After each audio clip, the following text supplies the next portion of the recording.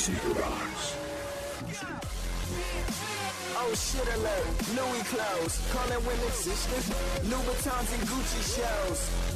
Well, I guess that goes my Louis shows. More old shit if your role model's a movie role. And if you live your life like it's a studio, talking to us like we mics, a bunch of you ain't do before. Electric fences for a urinal. Also keep a toaster in my jacuzzi, y'all. Shaka Zulu, call me Wasalutu. Oh shit, Lenny's record labels prostitute you. Strap them to sushi bars and feed them lots of fugu. Catch a bad piece, you can stick that 360 between your ass cheeks. Artists that's mobilized and unionized like the athletes. Radio is making our craft weak. Forced to repeat the same dumb shit that work only as hot as your last beat. And rappers, they relating to that last piece. Album never leave they best if you ain't got no BDS. Sacrifice your publishing, they said you really need a hook, and they ain't gon' pay you. Said that you received a look. And what's stupid real is what producers feel. 20 placements or you stuck in that producer deal. And R&B chicks so get it the wildest. All their money goes to hairdressers and stylists. Gotta keep up with that image.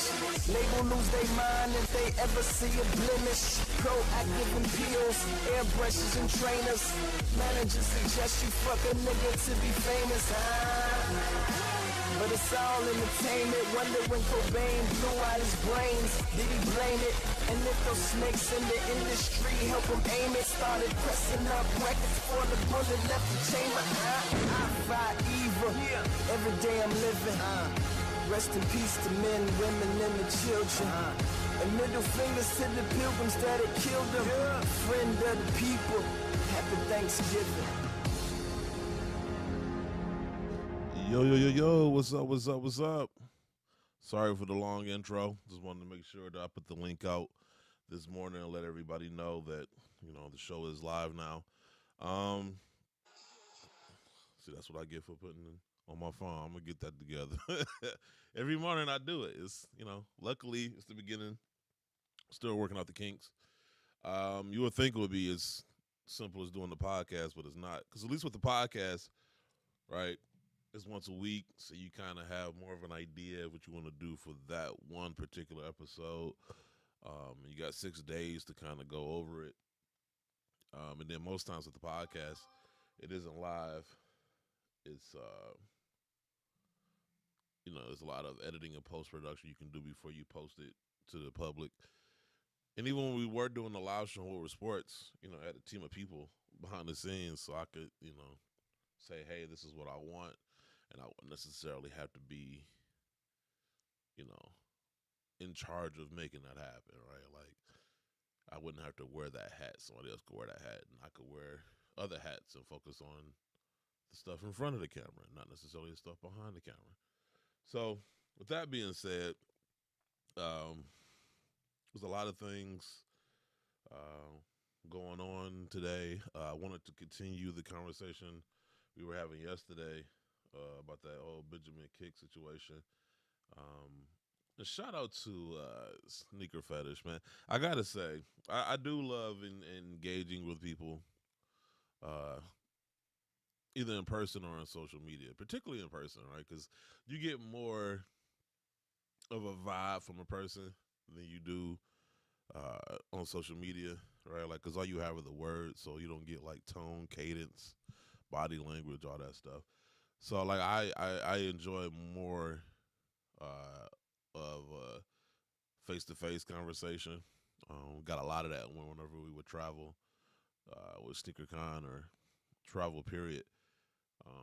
But, I'll settle for the social media engagement as well. But what I find interesting is sometimes people just have a hot take, and a lot of it is based on nothing.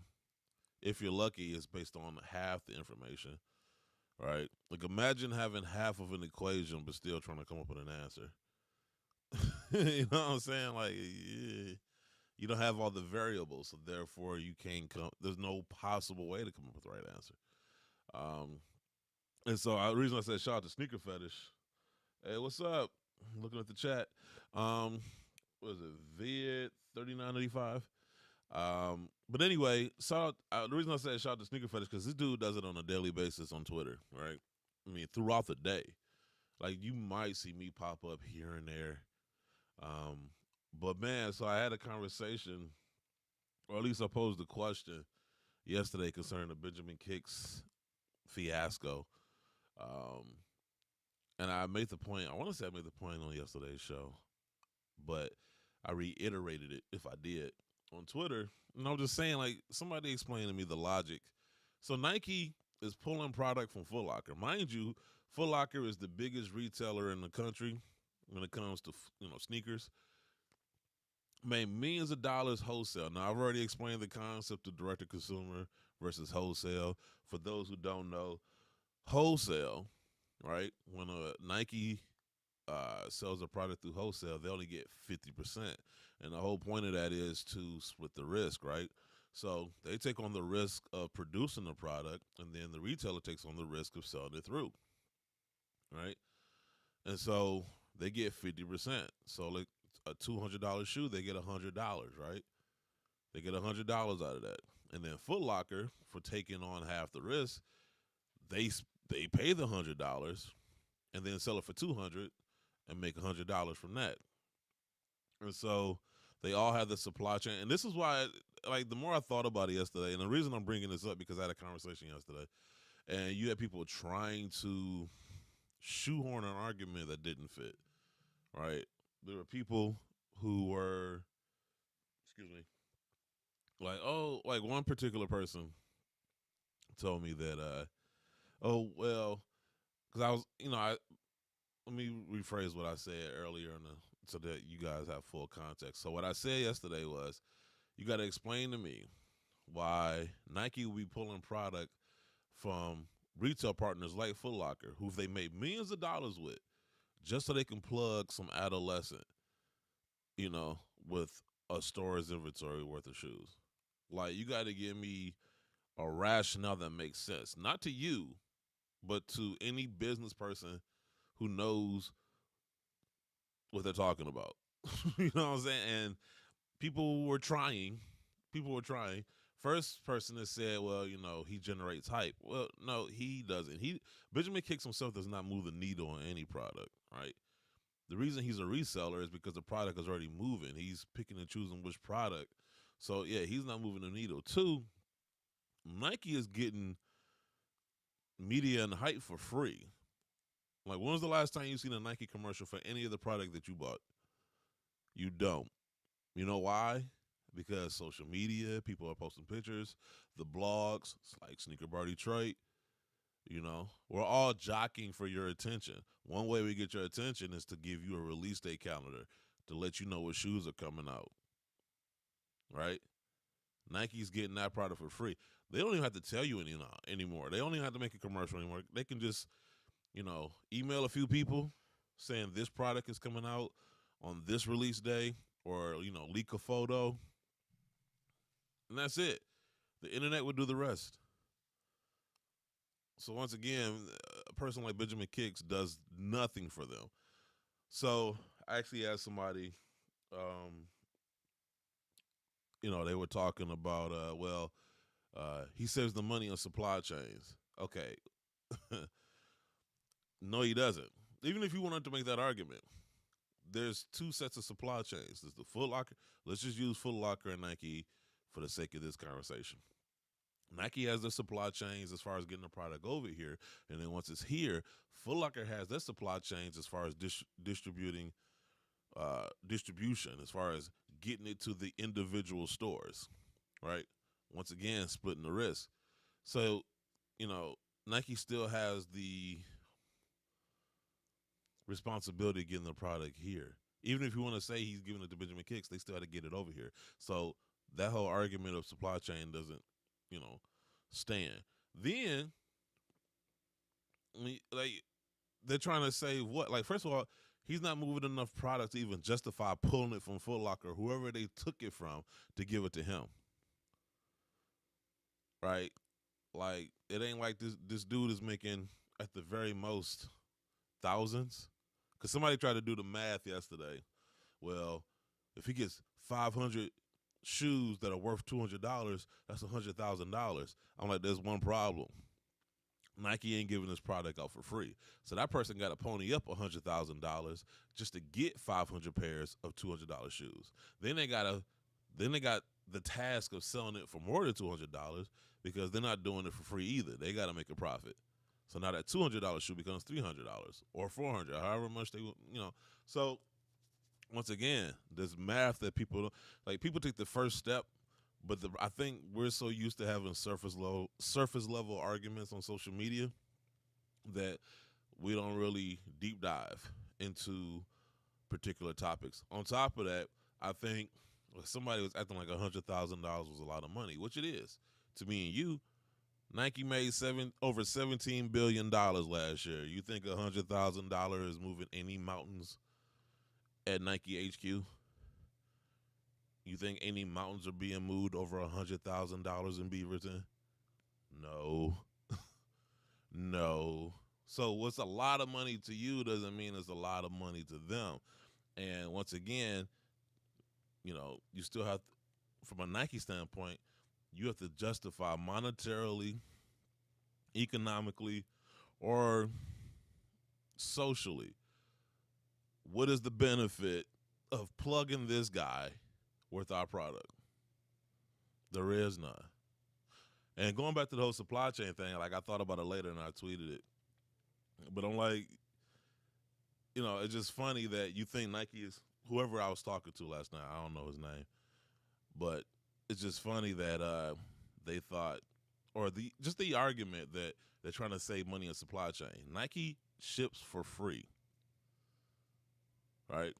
Nike, whenever you buy a shoe, whenever you buy a product, they ship it for free unless you want to get it within 1 or 2 days. And I think it's $5 and $15 from there. $5 in 2 days, $15 overnight. But if you just do standard shipping, it's free. For a company that's allegedly worried about supply chain costs, they're eating the cost of shipping. Think about how much product Nike sells in a week. Multiply that by your standard shipping costs. Let's just use $5. All right. Matter of fact, let's even do less than that. Let's just say, because chances are if you're using a particular company and y'all got a contract, you're getting some type of discount. So let's just say they're getting 50%. Let's just say it's $2.50. Now, I'm going real low just to prove a point. $2.50 to ship each and every product that is sold in a week at Nike. That's millions of dollars we're talking about. And they're eating those costs. Eating them. So you mean to tell me they're going to spend millions of dollars to ship to you, but they're looking to save a penny here and a penny there when it comes to supply chain costs? Come on, man. Once again, and what I love about social media is they got a lot of people that want to argue. They're confident in their ignorance. Very confident in their ignorance. And it's almost adorable until they lie, right? And then they say something like, they try to substantiate their argument with, some embellishments. Oh, well, I do this for a living, or I work at this company, right? I could work at a law firm, right? I could say I work at a law firm, and that might be true. But what I won't tell you is that I'm the janitor. You know what I'm saying? So, yeah, you're the janitor at a law firm. That does not make you a lawyer at all. So, I find it to be funny, and this is why I tip my hat to Sneaker Fetish, because this dude argues, and I don't even want to just say argues, but he talks to these people throughout the day, every day, and I just don't, I don't have the time for it, because he's nicer than I am, too. He'll try to be nice at least until you make yourself out to be an asshole. Whereas, I can get a little snippy. At some point in the conversation, I get tired of going in circles. And then I try to lay that one hell maker just to let you know, you don't want this. We got comments already. Smokey Bear LaFleur Flashback thought the Fab Five soundbite was coming next. That'll be every Monday. Every Monday will be the Fab Five releases, to kind of go over the previous week. So yeah, so Mondays will be Fab Five Mondays. Um, they also say DTC is the reason for all of this. Plus, Foot Locker shot themselves in the foot getting into the resale game. Nike wants that resale dollar also. Kind of, sort of. Kind of, sort of. I don't think the resale thing bothered Nike. Like, direct to consumer was going to be a way, it was going to be a thing regardless of what Foot Locker did. Whether they acquired GOAT or not, it was going to be a thing. And I can go through the many list of reasons. I can go corporate greed. I can use shareholders. I can use all of that stuff. But it was going to be a thing. Because, things evolve, right? And when people went into the stores physically, you needed the retailers, right? Because they took on the burden of, opening physical locations, hiring staffs, and, having insurance and paying, buying land and or renting space, going through all of that stuff, right? So that's what made it the perfect marriage. That made it the perfect partnership, right? But then here comes the internet, and people's shopping habits change. So now they're shopping online. Well, when you shop online, you don't need to hire a staff because there's no physical store. There is no insurance. There is no, you don't have to rent a space or anything. The internet is just the internet. Like, anybody can open up a website and sell their product through there, right? Not to mention Nike and other places like Adidas and maybe not to the extent of Nike, but most other brands have stores here and there scattered throughout, right? Outlet stores and things like that. So people are doing more shopping on the internet now. Granted, you still need physical retail to introduce a product, which is why you see all these Nike community stores popping up in places that you probably normally wouldn't see them. Before it was just Nike Towns. Nike Towns were like a specialty. Like, they had them in like Chicago's and the LA's and the New Yorks of the world, right? But within the last 8 years, you've seen a lot more, not Nike Towns, but community stores and outlets being built. That's their entryway into the physical retail space, right? So with direct to consumer, obviously they could sell the shoes online. But even if they had shoes that they couldn't sell through for retail, like let's just say a $200 shoe doesn't sell online or whatever for $200, they could still sell it in the outlets for, let's say, 180, 170, right? So yeah, it's a discount from the $200, but it's a hell of a lot more than what would have made before. Like I said before, wholesale, they will only make $100 out of that $200. But even if they sell it for 170 through their own outlet, like a Nike community store or a Nike outlet, they make 170. They get 100%. So anything over $100 is a win. So direct to consumer is always going to be a thing. It was always going to be, and the thing that Foot Locker is failing to understand is that direct to consumer is not a half measure. It is a full measure. It just requires getting set up. And they got it in their mind that they're needed. And there's the thing about being a middleman, because that's essentially what they are. Because there's the people that make the product, there's the retailer, and then there's the consumer, right? Now, the people that make the product are trying to go from point A to point B, right? From their wherever they manufacture their product to your hands, right? Or to your collection or to your home or wherever they go, right? The middleman and that is the retailer. And the thing about middleman at some point is the question is asked, why do we still need them?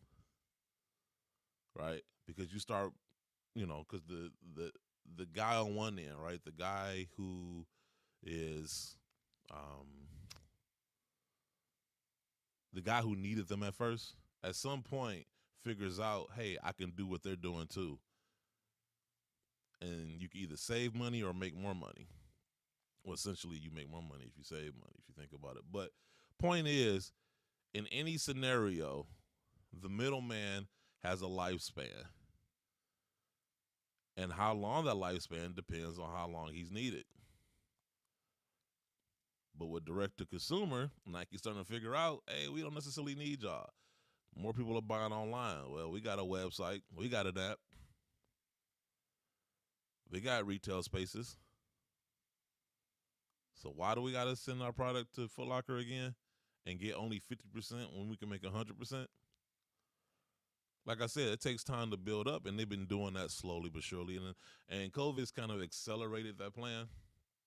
And so that's why you saw the articles that you saw. Now, people kind of lost their minds when, they were like, oh, my God, going to pull all their like, people made it sound like Nike was going to pull up the next day in U-Haul trucks and just, like, snatch all their product out of Foot Locker stores. That's not how it's going to happen.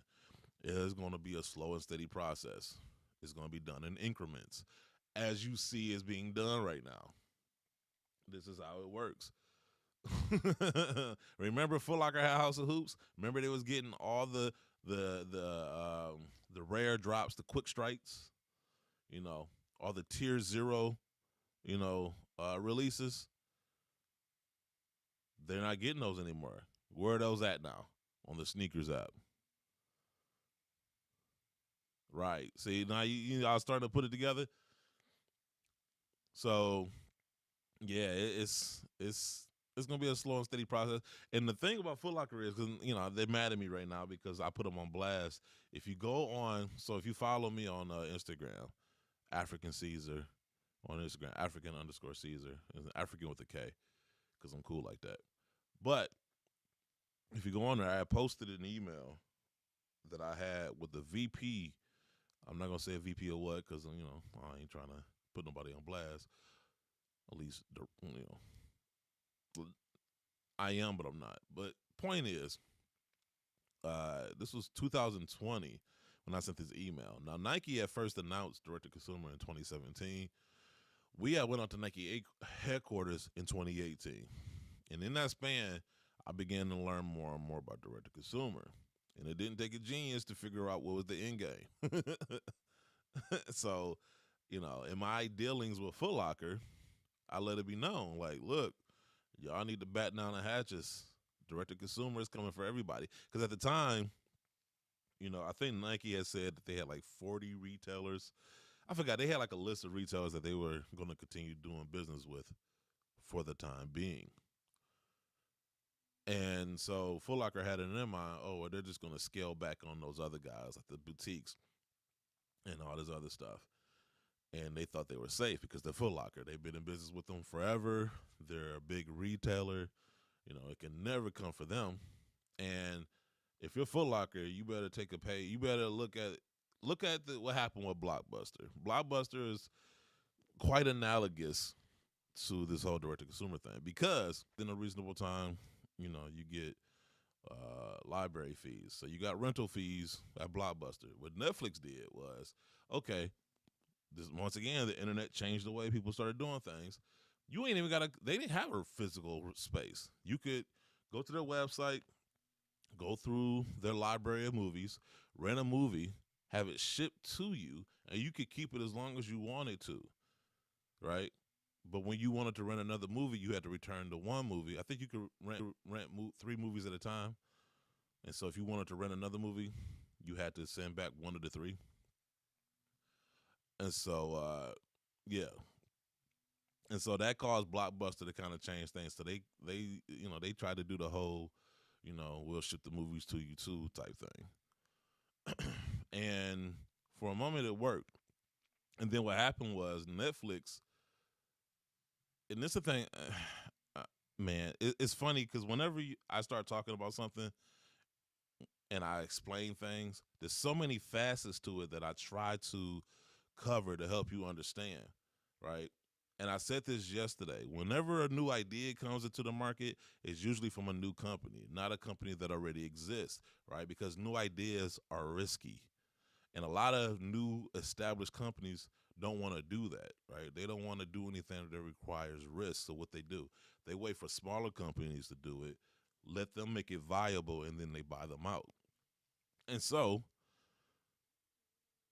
Netflix, being the new company, saw streaming was a thing. So that was going to be the future, right?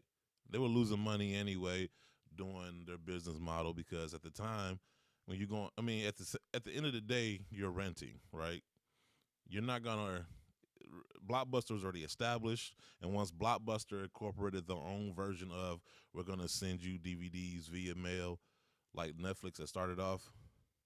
Like if you're Netflix, it's hard to like battle them on that front. They got the brand recognition, they got the money, they're established, right? So Netflix had to change course and do something different.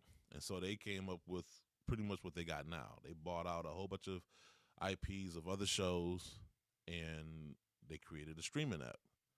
Blockbuster didn't do that. So what ends up happening? Slowly but surely, people stop renting. Why rent when you can stream? You ain't got to leave the house. I mean, you ain't have to leave the house to order either, but still. There was no rental fees. There's none of that, right? And what happens? Blockbuster gone bye-bye. It went away. And the problem with Blockbuster is that, like, as I was saying before, a lot of these bigger established companies, they're so big that it requires, for any decision to be made, it has to go through so many channels. So it takes forever for them to make a decision to begin with. You add on to that, that they didn't think they had to make a decision because they thought that they were so vital to the marketplace that they became obsolete. And that's what's going to pretty much happen with Foot Locker unless they come up with another strategy, like creating something in-house. Maybe, focusing on apparel and kind of moving away from shoes so much, or building relationships with other shoe brands. Like they just had this deal with Reebok, where they're supposed to be selling some of their exclusives through them, which makes perfect sense for a Reebok, right? Because they're not on the same level as a Nike. Like Nike can get away with what they're doing because they're Nike. They've established themselves as king of the mountain when it comes to sneakers. Reebok is at the bottom of that, right? So they're like either equal to or maybe a step above Under Armour. And I'm not even sure about that. So, point is, Nike has the brand. Nike as a brand can get away with certain things that Reebok can't. So it makes sense that a Reebok, in order to kind of get back into the marketplace, will strike a deal with Foot Locker. Because like I said, the way you enter the marketplace is through physical, retail. And so Foot Locker gives them that because Reebok is not going to invest in their own stores.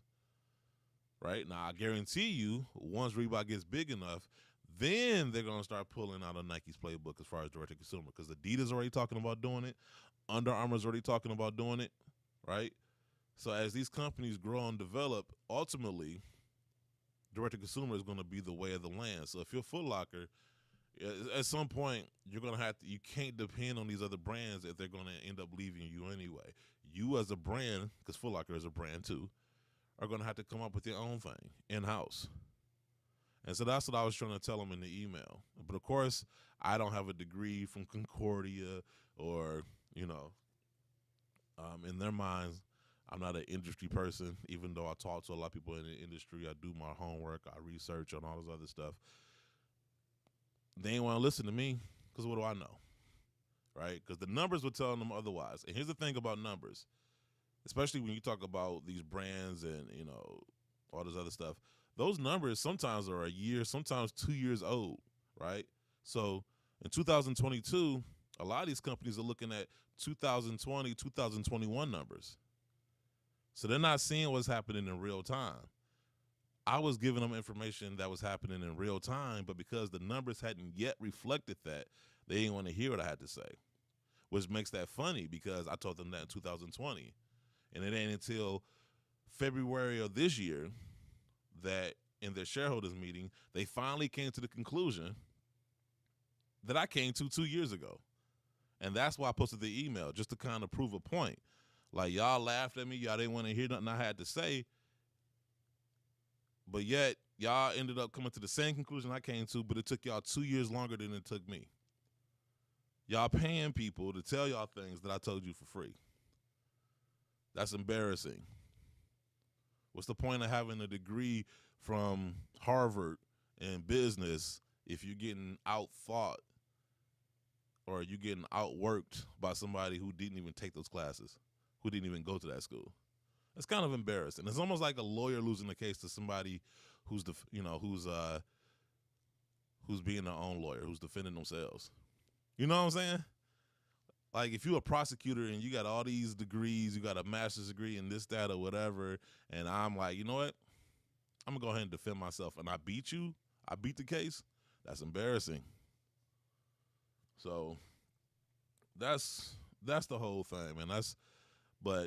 And I didn't even mean to even go into the topic of Foot Locker, man, because, I feel like I've kind of beaten that horse. And like I said, I got a lot of people at Foot Locker kind of mad because I did embarrass some folk. And I let them know. That's why I posted it. Like I said, you can go on my Instagram, and it isn't that far down. So I posted it sometime this year, and I haven't posted a lot this year, so it shouldn't be that far down. But you can see it. You can see where I clearly say direct-to-consumer is the thing, and it's coming, and yada, yada, yada, and they ain't want to hear that shit because Nike needs us. Okay, they need you until they don't. That's the thing. That's the thing about need. People need you until they don't. And when they don't, then what are you going to do? Right? Anyway, sneaker shop talk. Foot Locker is going to mess around and find themselves the blockbuster of sneaker athletic retail. Yep. They're going to mess around and be blockbuster. But who am I, though? Who am I to tell them anything? What do I know? I just only been researching and talking about sneakers for like the last 8 years. And here's the thing, experience got to count for something. Being right got to count for something at some point, right? What do I know, though? Right? I told Nike that, their Black History Month collection was going to eventually fail because it's not telling any, it's not creative enough. They're not putting enough effort into it. And what happened? Black History Month is no longer a thing. It went from being a tier 0 thing to Nike by you. But what do I know, right? What do I know? Is arrogance and hubris on Foot Locker's part? Yeah. But here's the thing, and that's the thing about success, though. Like, success blinds you to failure, right? You get so high off your own success that you don't think you literally start to believe your own hype, and you kind of miss out on the warning signs because you're winning. It's like the Lakers. Remember the Lakers in the 2000s? Like, you had all this team turmoil that everybody knew about. It wasn't even a secret. But, they won 3 championships in a row. We ain't got to worry about all that. It wasn't until they started losing that became the focal point. Now you got to deal with it. And here's the thing. When you're talking about business, like retail and fashion, because sneakers are fashion, like, by the time you realize it, by the time the numbers catch up and tell you what you should do, it's too late. It's too late. It's too late to pivot. And you don't want to be in that position where you got to be forced to pivot at the last second. That's never a good thing. But like I said, what do I know? Anyway, there are a lot of releases coming out today. Not a lot. I'm lying now. Well, first, let me do this too. Like, I'm gonna get this show down eventually. Make sure to follow the show on social media. You can follow the show on Twitter at TSB_radio. You can follow the show on Instagram at @thesneakerbox_show. And you can follow the show on Facebook by looking up the Sneakerbox Radio Show page. And if you're listening, make sure to chime in on the live chat. Leave any comments or questions that you have that are sneaker related. We'll be doing this once again Monday through Friday, 9 to 11 a.m. Eastern Standard Time. But if you're unable to catch us during the live show and you're listening to this now, and you still want to give your feedback or you still have any sneaker-related comments or questions, feel free to leave a message on our voicemail hotline at 248-677-1803. Once again, that's 248-677-1803, and I'll address them on a future show. as far as releases are concerned, today we have the Nike Air Force One Low Lux Burnt Sunrise. I'm pulling it up right now. It's on the sneakers app. They're releasing at 10 a.m. on the sneakers app. And I think most people know at this point that if it releases on the sneakers app, the standard time is 10 a.m. Eastern Standard Time, right? And I'm looking at the shoe. They're not the worst shoe I've ever seen. I just don't know. They're not bad. They're not bad. I'm not gonna talk too bad about this shoe. Will I buy it? Probably not. It's $140. I'm pretty sure. I mean, I'm looking at the picture. I don't know if I could really tell the leather quality. The leather looks tumbled, but they can add tumbled effect to pretty much any type of leather they want to. So that's not a good indicator of good leather, right? Because they've caught on. Like, okay, they think tumbled leather is good leather. Okay, so we're just gonna add that to every shoe and give them the impression that it's good leather. No, no, no, no, no. That's not no. Tumbled leather does not mean that it's good leather. It just means that they've either added, like, it could be legitimate. It could be legitimate leather that is naturally tumbled, and it could also be them adding that effect to it. So, like I said, just looking at the pictures isn't enough to determine whether or not something is good leather. You actually have to have your hands on it. This is why I laugh when people tell me that they bought something because the quality was so good. You didn't know the quality was good until you got the shoe in hand. And if you bought it online, you didn't get it until a few days later after the shoe release. So that's not what sold you on it. Because you didn't, there's no way you knew about the quality until you actually got it in hand to judge it for yourself. That's the thing people fall back on when they don't, just say, like, I bought it because it was hype. You know what I'm saying? Just say it. Just admit it. Admitting is the first step, right? But anyway, getting back to the shoe, Nike Air Force One Lux Burnt Sunrise. Okay, look at shoe. It's a very, very interesting shoe. The toe box has that, like, dress shoe pattern on there. The outsole is equally unique. That's the first time I've ever seen that outsole on an Air Force One. Um, yeah, and usually, like in previous models, the Lux version of the Air Force Ones, they look just like an Air Force One, but they just had high end materials. But this particular shoe, the midsole and the outsole look completely different. Like, it's like, I don't think I've ever seen it like that before. So, it's a unique shoe, and at $440, that's a decent price. If anybody buys it, let me know. Let me know what you think of the shoe. Next, we have the Youth Air Jordan Retro 6 UNC. They are still releasing that shoe in doses. Everybody knows COVID kind of screwed up everything. And so, you know, when we used to have, one release for a shoe and the occasional restock, now they kind of have to, like, release it as it comes, release it as they get it.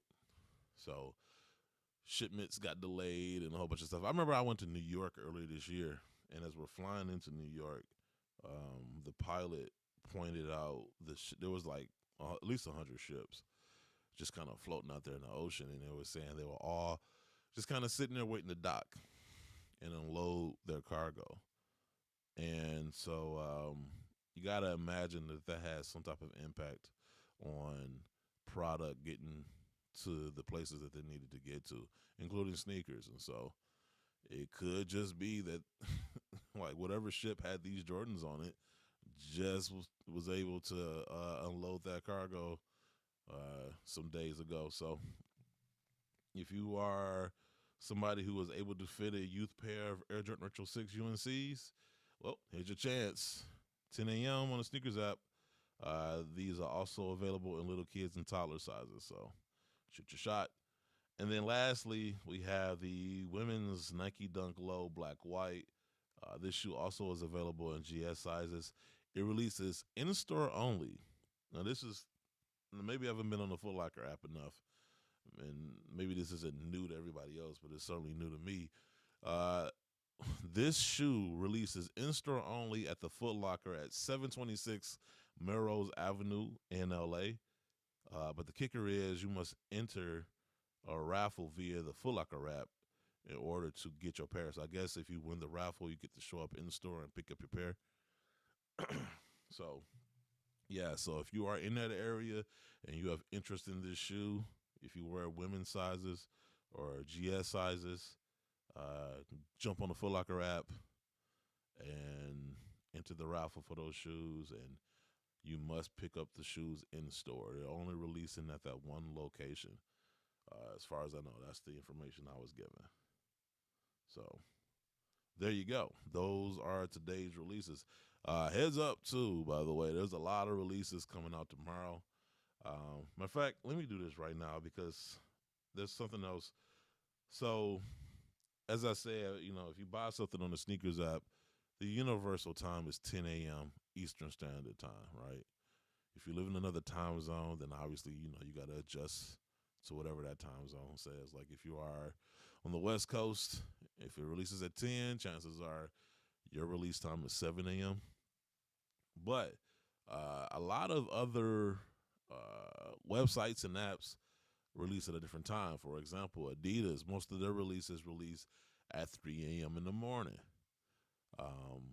Reebok, their releases are at midnight. So, like I said, what I'm going to try to do, just so I can keep you guys on top of things, is to kind of give you a heads up. So I'm looking at tomorrow's releases to see if there's any Adidas or Reebok. And no, don't see it. All right, so we're good. All right, so we're good to go.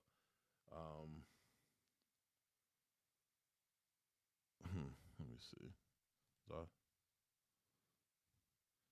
Can you guys hear me, by the way? Like, I just want to make sure that I'm good. Just want to make sure that you guys can hear me. I want to make sure.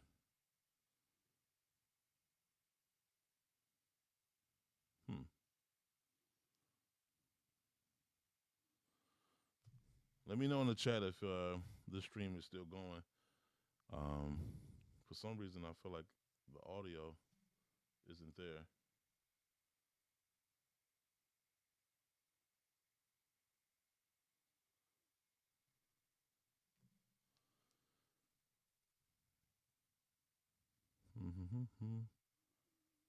Why don't I hear anything?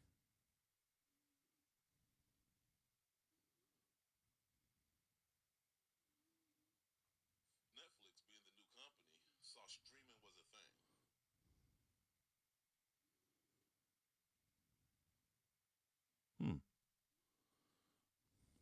Let me see. I'm going to the live chat. My sound is good? Okay, cool. All right. Just wanted to make sure. Something, I don't know, my thing is flickering. Once again, if I had a production team, they can handle this while I just host the show. But I got to be host and producer. Okay, cool. Bet. All right. Y'all can hear me? I'm good. All right. So anyway, let me get back to my rundown. So talked about the Benjamin Kicks thing, and then I kind of segued into Foot Locker and all this other stuff. On to some lighter sneaker news. Ben Affleck and Matt Damon are making a movie about Nike signing Michael Jordan. Now, it's an interesting story. I don't know if it's long enough to be a movie. Like there used to be a show called Drunk History, right? Matter of fact, shout out to a good friend of mine, JT Palmer. He was on the show. Good friend of mine. Anyway, and so I feel like it could be on an episode of that, but I don't know if it's long enough to make it to a movie. I want to see it, obviously, because I want to see, one, what story they tell and how they decide to fill in the gaps as far as runtime. I know there's a lot of talk about, what's that show, Winning Time, about the Lakers and whatnot. And I love that show, by the way. That show is awesome. and but there's a lot of controversy because Jerry West and a lot of the other players came out against it and yada yada yada. And here's the thing, like it's not a documentary; it's a TV show. Like it tells you that it's been dramatized and all this other stuff. So you know going in that some things are probably made up, some things are probably embellished, but it's based on something, right? So it's probably going to be something like that, where they might embellish some parts of it, exaggerate, make it uh, dramatic for viewing purposes and all that other stuff. So I'm interested to see what they do with it. It is a fascinating story. I just don't know if it's like hour and a half worth of movie. I don't know, but it remains to be seen. So, he said sounds low, huh? Hmm. Okay. I don't know what's going on with the audio.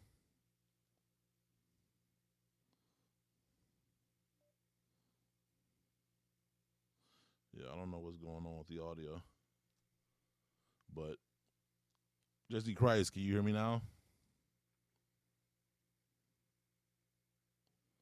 Let me know if you still having trouble hearing me. But anyway, an article written by Matt Donnelly for Variety.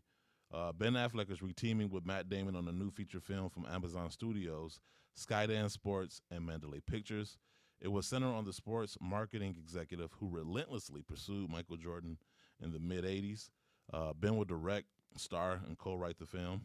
Matt will produce, co write, and star in the film. Ben will play Nike co founder and billionaire Phil Knight, while Matt will star as Sonny Vaccaro, whose pursuit of MJ to partner with Nike seemed impossible at the time, but would become the most significant relationship between an athletic brand and player in the global sneaker industry. The film will follow Sonny's conquest and introduce audiences to Michael's parents. Um, yeah, it's better. I got you on the car audio. Oh, okay, so it's your car. It ain't me. Get together, Jesse Christ. Uh, it's a user issue, but he's blaming me. Uh, what was I gonna say? Okay, so where am I?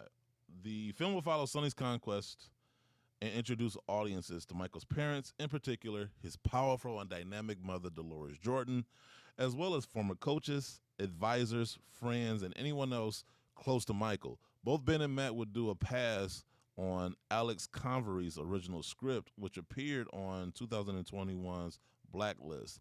That's an annual ranking of Hollywood's best unproduced scripts. Um, yeah, it sounds interesting, but it doesn't sound like it's going to be in the movies. It's going to be, filmed from Amazon Studios. So yeah, it's probably going to be on Amazon Prime. So we'll see.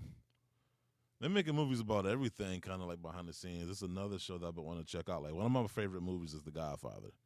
Like Godfather 1 and Godfather 2 are by far two of the best movies ever made, hands down. And so there's a show that kind of goes behind the scenes as far as them pitching the script to whatever movie studio they pitched it to. I can't remember at the top of my head. And it looks interesting. So it might be something along those lines. Uh, Here's something else too.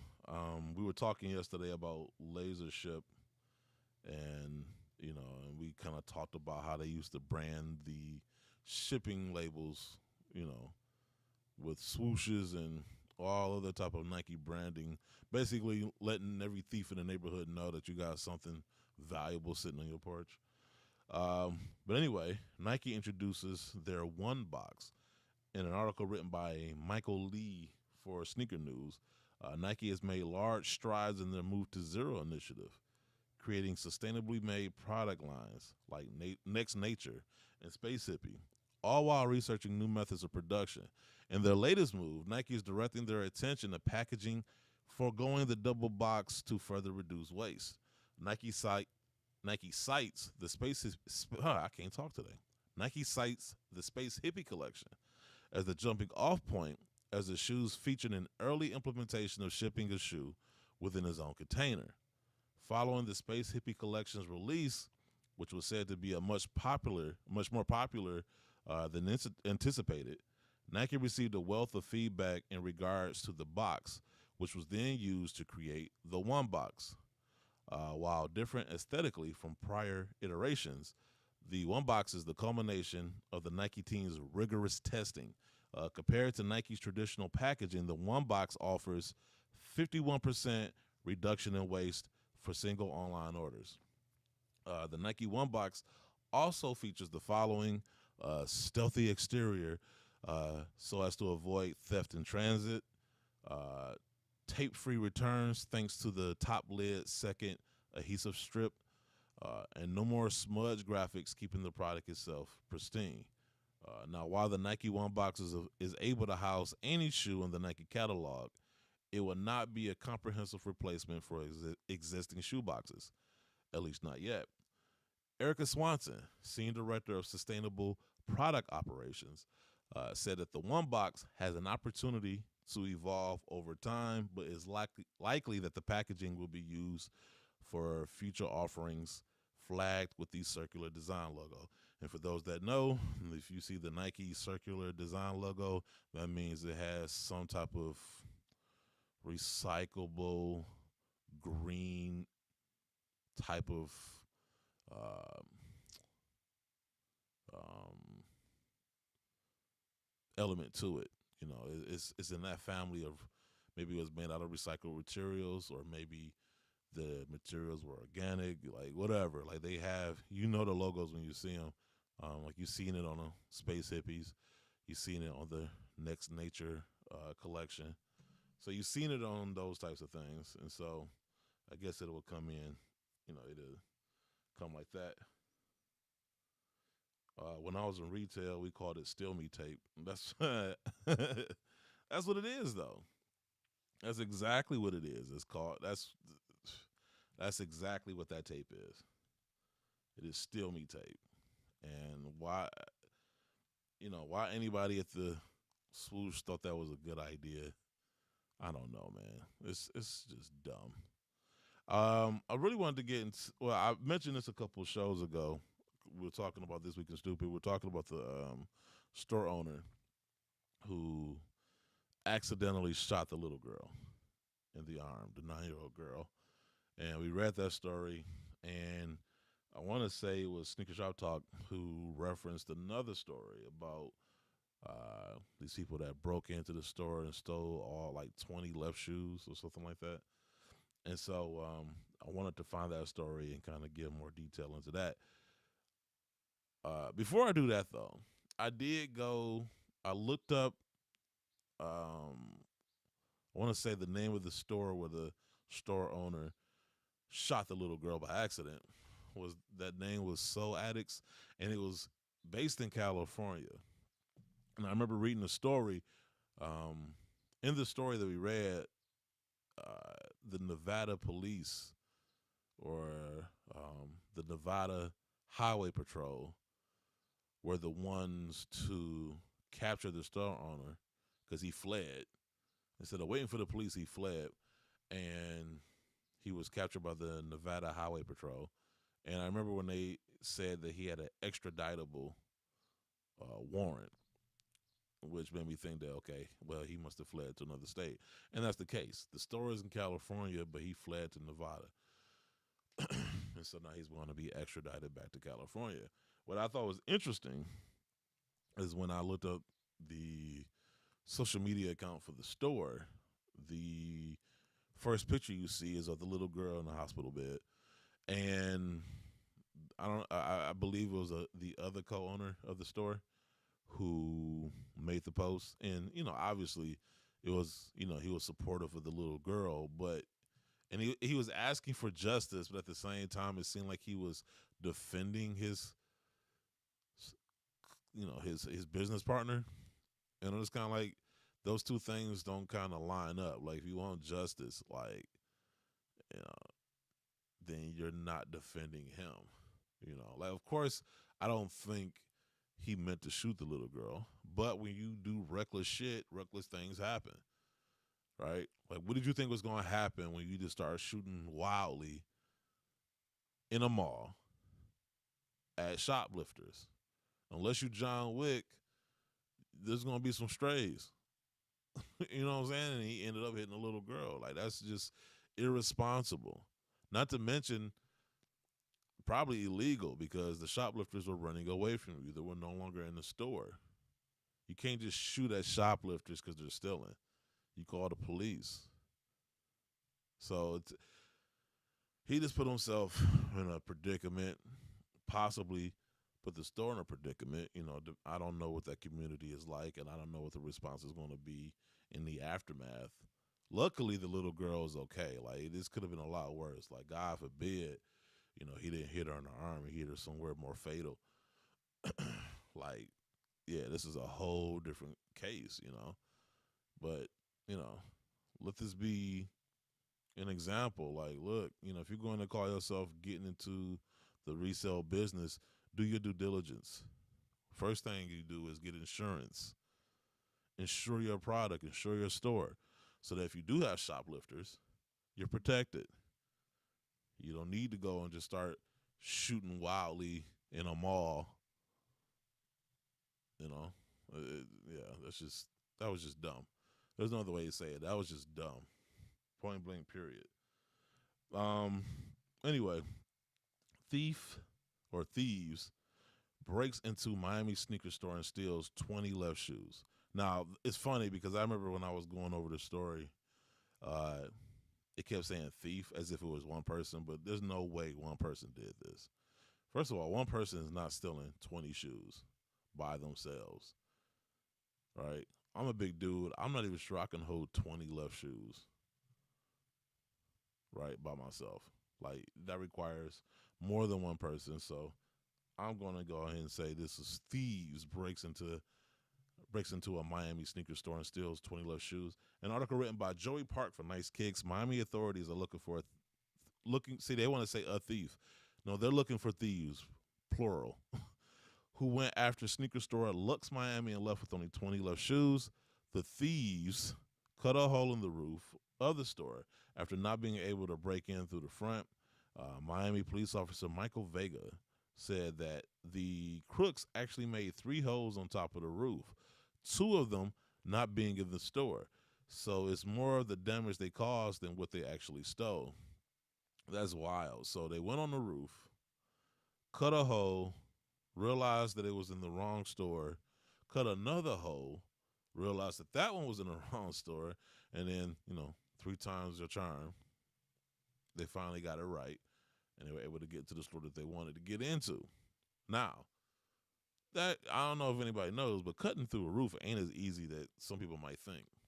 Like, that's a lot of materials, a lot of layers that you got to cut through, right? You need the proper tools to do that. You got to get those tools onto the roof. Once again, this was not a one-person job. You're talking like 3 people probably. And then having to go through the work of cutting 3 holes now. All that work they put into doing all of that, something tells me that they weren't smart enough to kind of like measure out where to cut the hole, at least in relation to store space.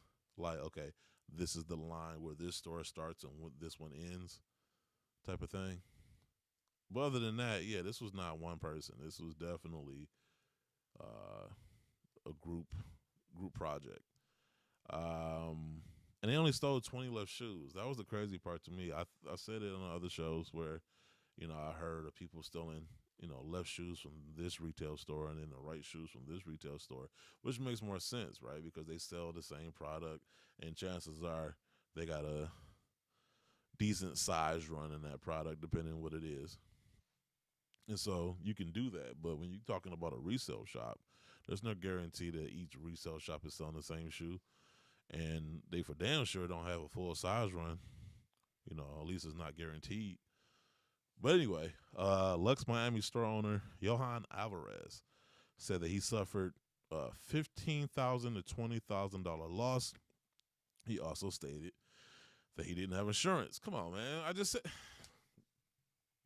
said it. I just said get insurance. Didn't I not say that? I just said get insurance, have insurance. Come on, man. I just, if you're gonna get in the business, do your due diligence, please. Like, man, I don't get it, man. I don't get it, man. Do your due diligence. If you're gonna get in the business, like, why? That's all. I mean, shoes are a lot of money. Like, you're selling. I mean, I like to. That's why you got in the business, right? Like, because you want to make money. You got to protect that money. It takes a lot of investment to open up a store, start an LLC, and all that other stuff. Paint it and upkeep of the store. I'm pretty sure you got employees, so you got to protect yourself. You got to protect the employees. You got to protect the store. You got to protect your products. Come on, man. Come on, man. Y'all just want to get in here, jump in, and just make a quick buck, but you leaving yourselves vulnerable. Sneaker Shop Talk. I'm a licensed agent as well, and hearing that part made me facepalm. That's why he is begging them to bring them back. Yeah, let me get to that part.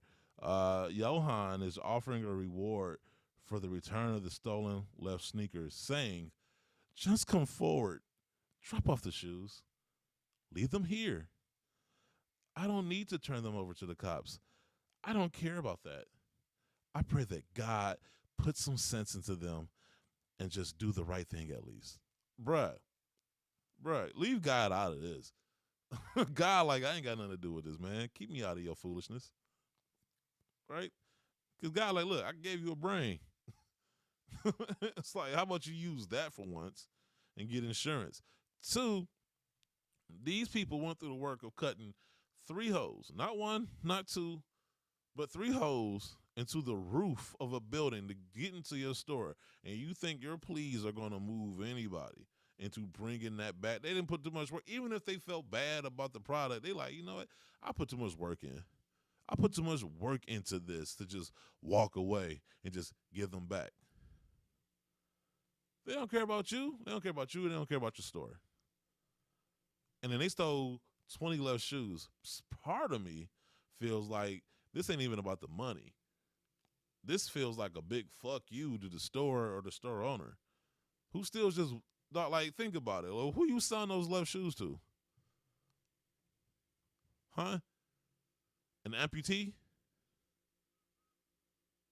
Like, well, you got a large amputee clientele list that you can just sell left shoes to? Like, this is ridiculous.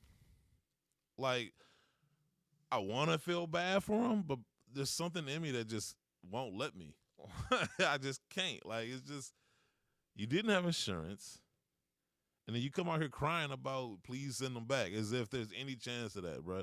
Suck it up, move on, take that L, and just do better going forward. Call Sneaker Shop Talk. Get insurance. I'm pretty sure, he'll work with you, even if y'all not in the same state.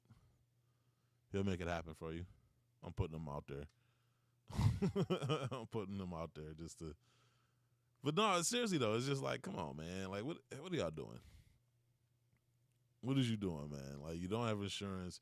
You lost. Imagine losing $15,000 to $20,000 and you can't do shit about that. I ain't gonna lie to you. If I lose $15,000 to $20,000, y'all might see me out there acting a fool. Like, somebody got to go. Like, those are hitman numbers.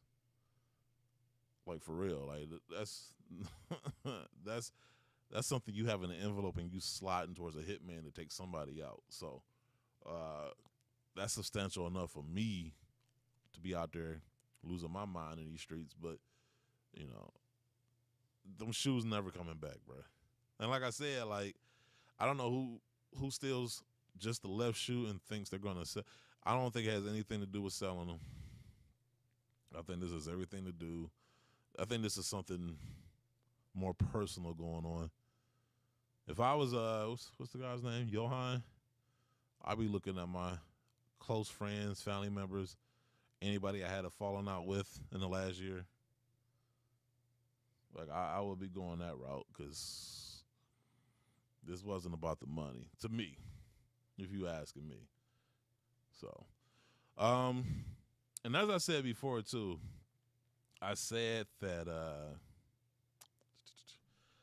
we talked about LaserShip yesterday and the whole shipping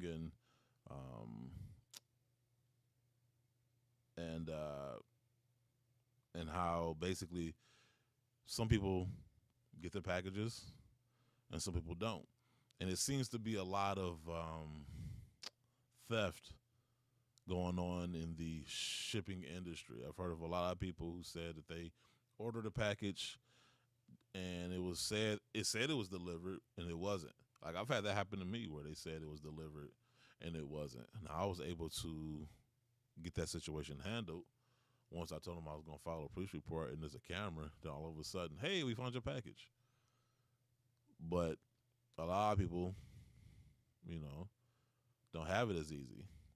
Even when they do go and try to file a report and try to reach out to the shipping company, it's still a headache.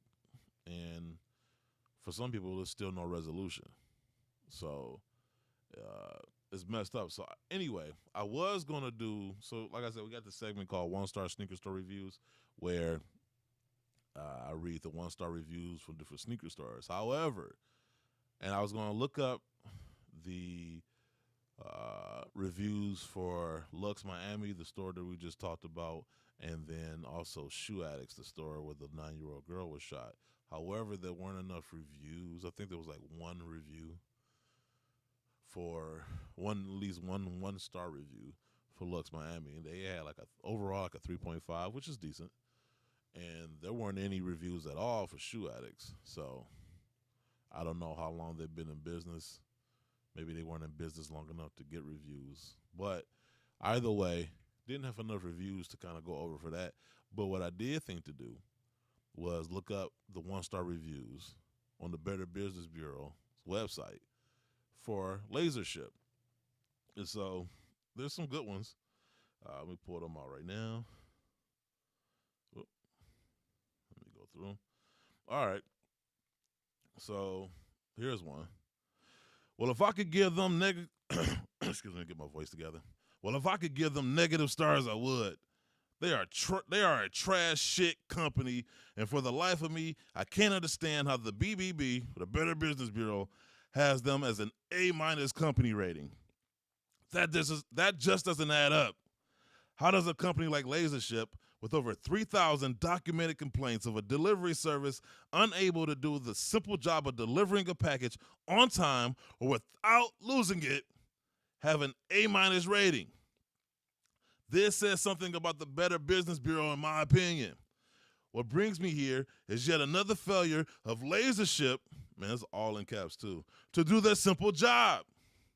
I can't count how many times they have claimed to have attempted delivery while I was at home all day and they never came to my home. What's more frustrating is one would think that the day after an alleged attempted delivery, the company would have your package on the truck and it would be right back out the next day. Never the case. The trucking status goes from attempted delivery to loaded and an unknown delivery date to lost. Fuck this company.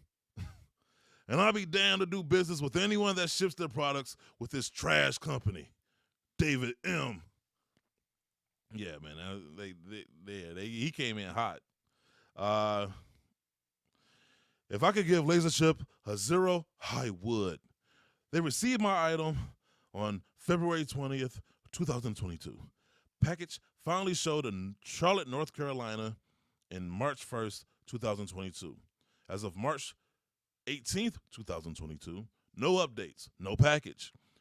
Called too many times to count, and when I could understand what was being said, I got a different answer.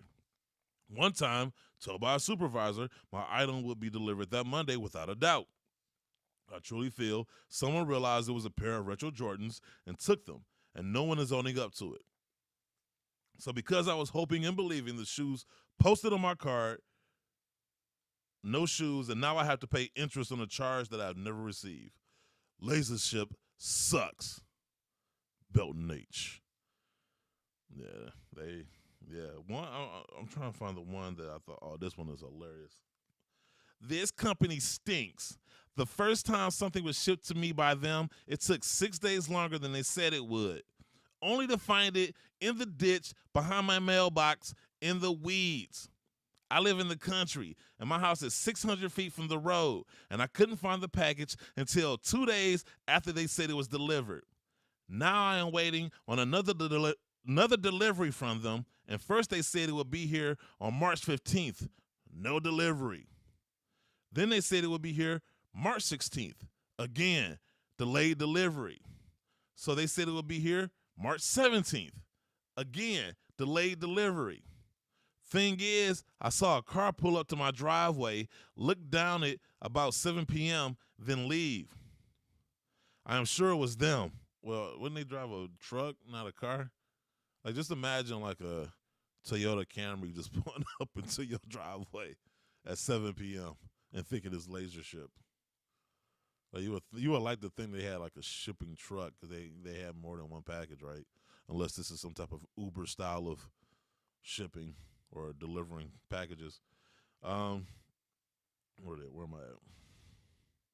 I am sure it was them, and they didn't want to get out their car, or they didn't want to get their car dirty by driving up my wet driveway. It's a very safe driveway. Heck, FedEx was here Tuesday and Wednesday with a huge truck, and they had no problems. Why I feel like this is some type of like sexual innuendo. Wet driveway, huge trucks. I don't know. I just felt dirty reading that. Anyway, with a huge truck, and they had no problems. But I guess these company drivers are just too lazy to drive to a house. They have my number from where I ordered. From. So if they have such issues about getting a little mud on their tires, call, and I will drive to the end of my driveway and pick it up. This company is pathetic. Really needs to give up and close down. P.S. I would have given them 0 stars, but I had to leave at least one. Julie M. All right, Julie. Tell us how you really feel. Oh, wow, this one is pretty long. Okay. Driver threatened me and accused me of stealing my own package. I received the package I was expecting at my front door, so I brought it inside. About 15 minutes later, I see a strange car pull up into my driveway, completely blocking my vehicle. Is Lasership using cars? This is the second one where they said a car pulls up in their driveway. Why are they not using trucks? FedEx uses trucks. UPS uses trucks. Hell, even fucking Amazon uses trucks. Why are they using cars? Why are they driving Toyota Camrys around delivering packages? It's ridiculous. Anyway, and then he blocked his vehicle, which is hilarious. The driver then walks up to my door and proceeds to violently pound on my door and nonstop ringing my doorbell. It scared the crap out of me and my dogs, and I couldn't clearly see who it was since I live in a second-story condo. I decided not to answer the door because this person was knocking so violently, and I am a young woman that lives alone. Wow, it's a woman. I'm giving her this voice. Oh, well, I'm already doing it, so I was playing it safe. I'm a young woman that lives alone, so I was playing it safe. They keep pounding on the door for 2 minutes straight, and then she starts screaming through my door saying, "I know you're in there. Open the door." I was really concerned at this point, having no idea who this person was, so I opened my second-story window and yelled down saying, "Why are you knocking on my door like this?"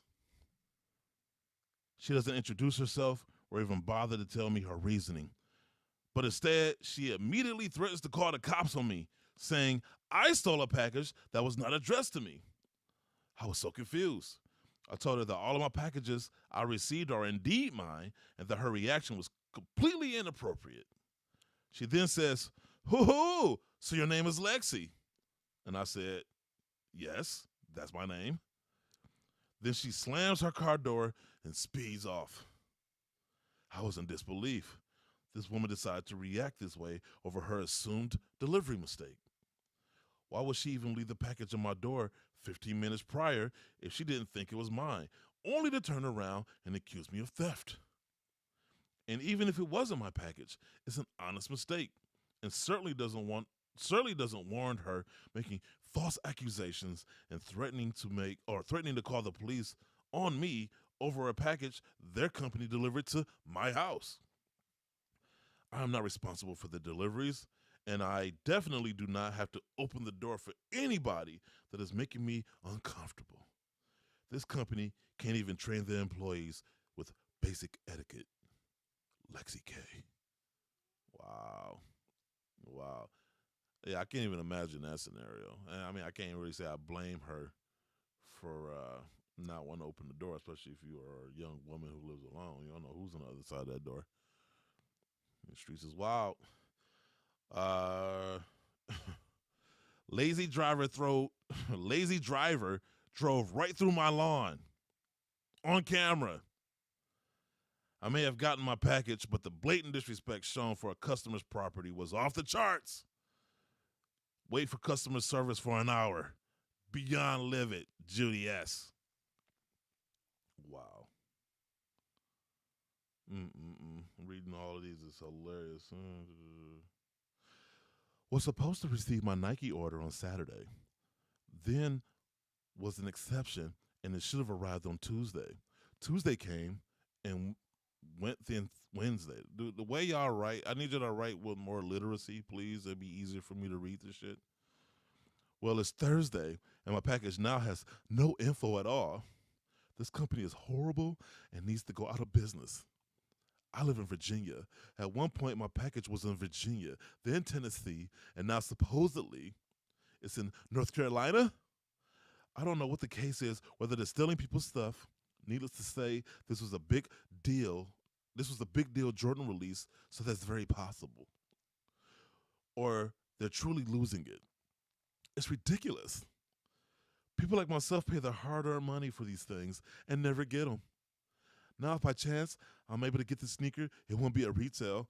I have to pay almost double or more. Thanks a lot to the shady workers of Laser Ship. Marcus R. Sorry. Oh, this guy, he's got straight to the point. Stop stealing my packages from Nike. Stop stealing someone's packages. Frank L. That was it. That's all he had to say. just stop stealing. It's almost like it's almost like a drug PSA in the 80s. Like, just don't do drugs. Simple as that. Just say no. Like, that's it. That's all you gotta do. If you're addicted to crack, you just have to say no, and that's it. You're healed. You are no longer a crack addict. Just say no. Just stop doing it. This is the last one that I'm gonna read. This is the absolute worst shipping company on the planet. They steal fucking shoes. If you hit a pair of hype shoes on the Blank app or Blank app and they ship a Laser Ship, then you might as well get prepared to call for a fucking refund. These drivers or dock workers are 100% stealing these hype sneakers, and us, the actual customer, has to come up with paying resale prices to get the shoes we showed? We should be getting. He wrote should, SHOLD, all in caps too. Stealing these hype sneakers, and us, the actual customer, has to end up paying resale prices to get the shoes we showed be getting for retail that we hit on. These thugs working here are messing with people's lives because these shoes are hard enough to hit on Blank app anyway, and then just to have them stolen by some degenerate high school dropout loser, wow, makes it much worse. Karma is a bitch. And what you reap, you will sow. You bunch of pieces of freaking crap thieves whose mama probably hates you and has to steal other people's property because you can't get a real job because you're a loser. So get it while you can from this shit company, Laser Ship. Because once sneakers aren't a profitable business anymore, then you'll be left with nothing to steal. And without a job, back to living in your single wide trailer or ghetto government housing because you suck at life and hopefully you have a painful rest of your life for stealing my baggages. Brad M. Wow. I'll tell you, this is why I love reading 1-star reviews. Is like the passion and detail. Now, admittedly, the grammar isn't all that great. You know, they can stand to, use a little bit of punctuation, use the spell check from time to time. But it's a lot of passion in those reviews. So, man. And there's like plenty more of that. It was like over 3,000 at this point, I think, negative reviews. And a lot of them came within the last year. Like everything I read to you just now has been at least since March. That's how far back I could get. What is this, April? Almost May? And I couldn't even get past March of this year. There was so many of them. But yeah, so Lasership. And I think Lasership is now the official shipping company of Nike because everything I've gotten in the last month or so has been from Lasership. So, yeah, I guess buyer beware. Now that makes me anxious. Now, like, shit, like, how bad do I want these shoes? The thing with Nike more than other retailers, I've never had a problem as far as a return or get my money back. I don't know if anybody else has had a worse experience. If you have, leave a comment in the chat or leave a comment on our social media. But I haven't had any issues. So, speaking of which, as far as Lasership concerned, I just got my Jordan 36s. I did order the Sunset Jordan 36s last week. And shout out to J23 or J23 app on Twitter. He gives all the alerts. And I remember seeing the pictures of these earlier this year, but they had like no release date. And I knew they had released overseas, and so I at some point started just to assume that this was just going to be another overseas release, and it probably wouldn't even come in my size. And usually when J23 app, when he posts on Twitter, I'm usually late to the party. Like I don't see it until well after the fact. And for whatever reason, I was sitting there, this notification came across my screen, and I wasn't even looking to get anything.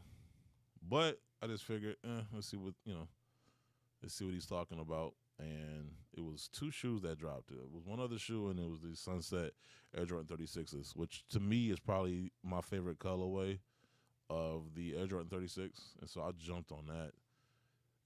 Wearing a size 15, you ain't got time to think about it. Like you got to do, jump on it, and if you feel differently, you can always return them. So anyway, I'm pulling them out the box now, and it's funny because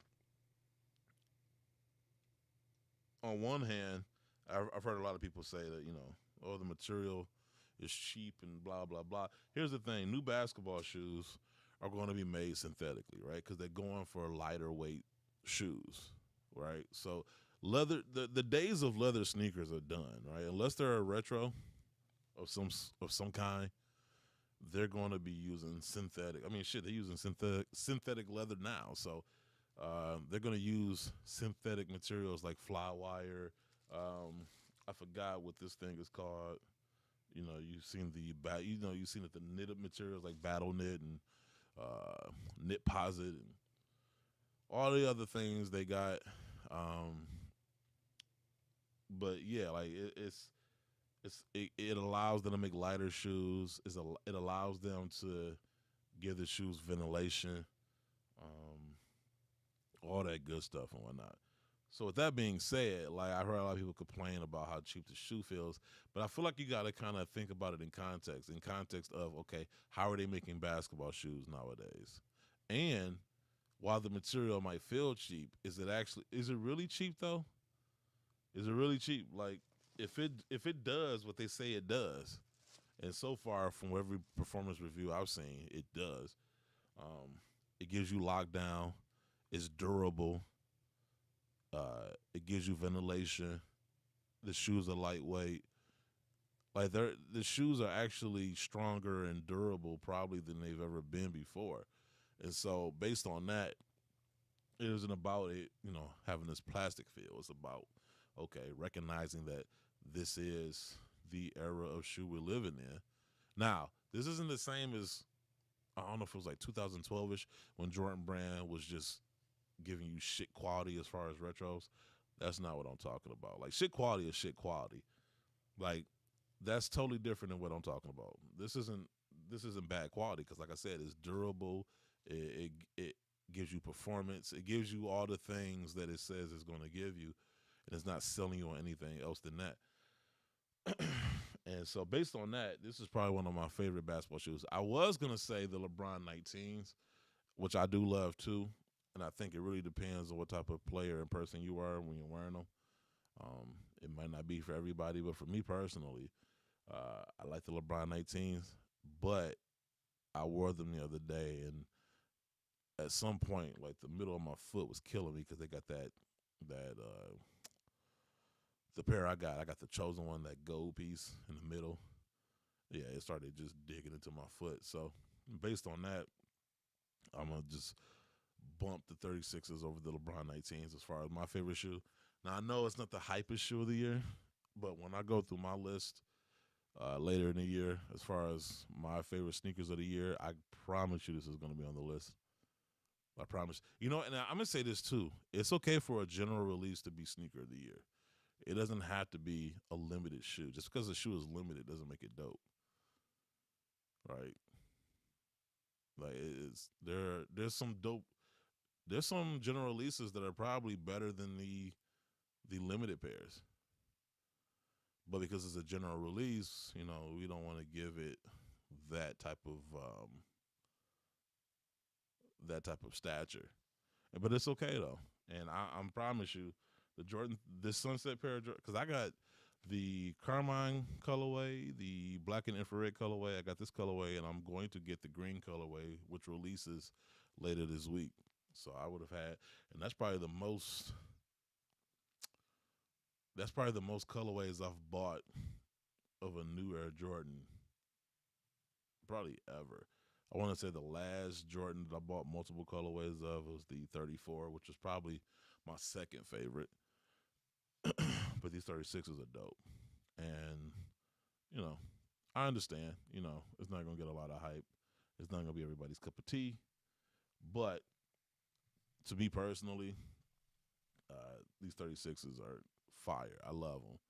They're great on foot. They're great performers, and they look dope. Like, there's literally I don't have any negatives for it. I don't have any negatives. Like, this Jordan shoe is probably the best basketball sneaker on the market. And I can't tell you the last time I actually genuinely felt that way. Not to say that they made anything trash. Like, they made decent performance shoes in the past, but I couldn't say they were the best, right? Top 10 maybe, but not the best. I can genuinely say that these probably are the best for everything that you might want and need in a basketball shoe. This is definitely it. And like I said, when you can get a performance shoe that looks dope, because it feels like most times when you get a performance shoe, they don't look as dope as the non-performance shoes. Like, it just seems like, especially with Nike, it just seems like it's either going to lack performance or it's going to lack design, right? So you got to pick and choose where you want to go. And which is odd because Nike has always been a performance company. And the thing that made them dope and what got their name out there was they took performance sneakers and made them dope enough to wear off court. So it's kind of surprising that they kind of strayed away from that for a while. But these 36s, man, I'm looking at them right now. These are fucking gorgeous. I love these. And it's funny because it's one thing to get the approval of sneakerheads. Not that I'm looking for anybody's approval, but it's one thing to have a sneakerhead say, yo, those are dope. But when you walk past people that you know have absolutely no clue as far as like what's hot and what's not in sneakers, and they're like, yo, those are dope. Like I was at the grocery store, and this older white guy too, like he had to be like in the 70s.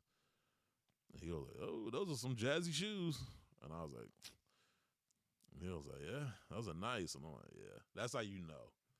That's how you know when you get the approval of people who don't even know anything about sneakers or don't even like sneakers. Yeah, that's when you know you've made it. Anyway, uh, so yeah, I'm looking to get the green pair.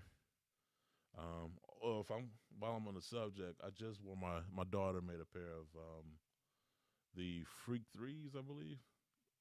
We made like the I posted on my social media.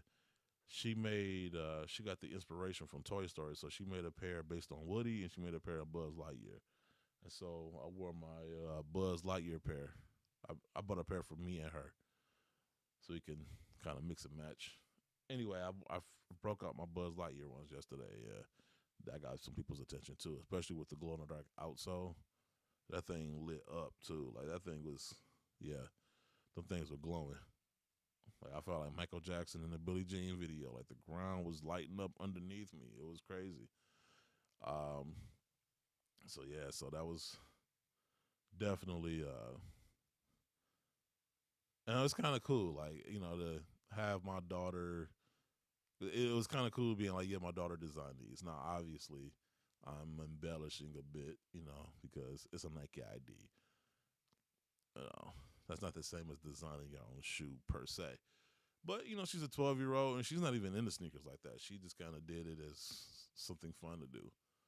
But I'm just bragging on my daughter. You know what I'm saying? So yeah, I embellished a little bit. Maybe some people walked away thinking that she's a designer for Nike or something.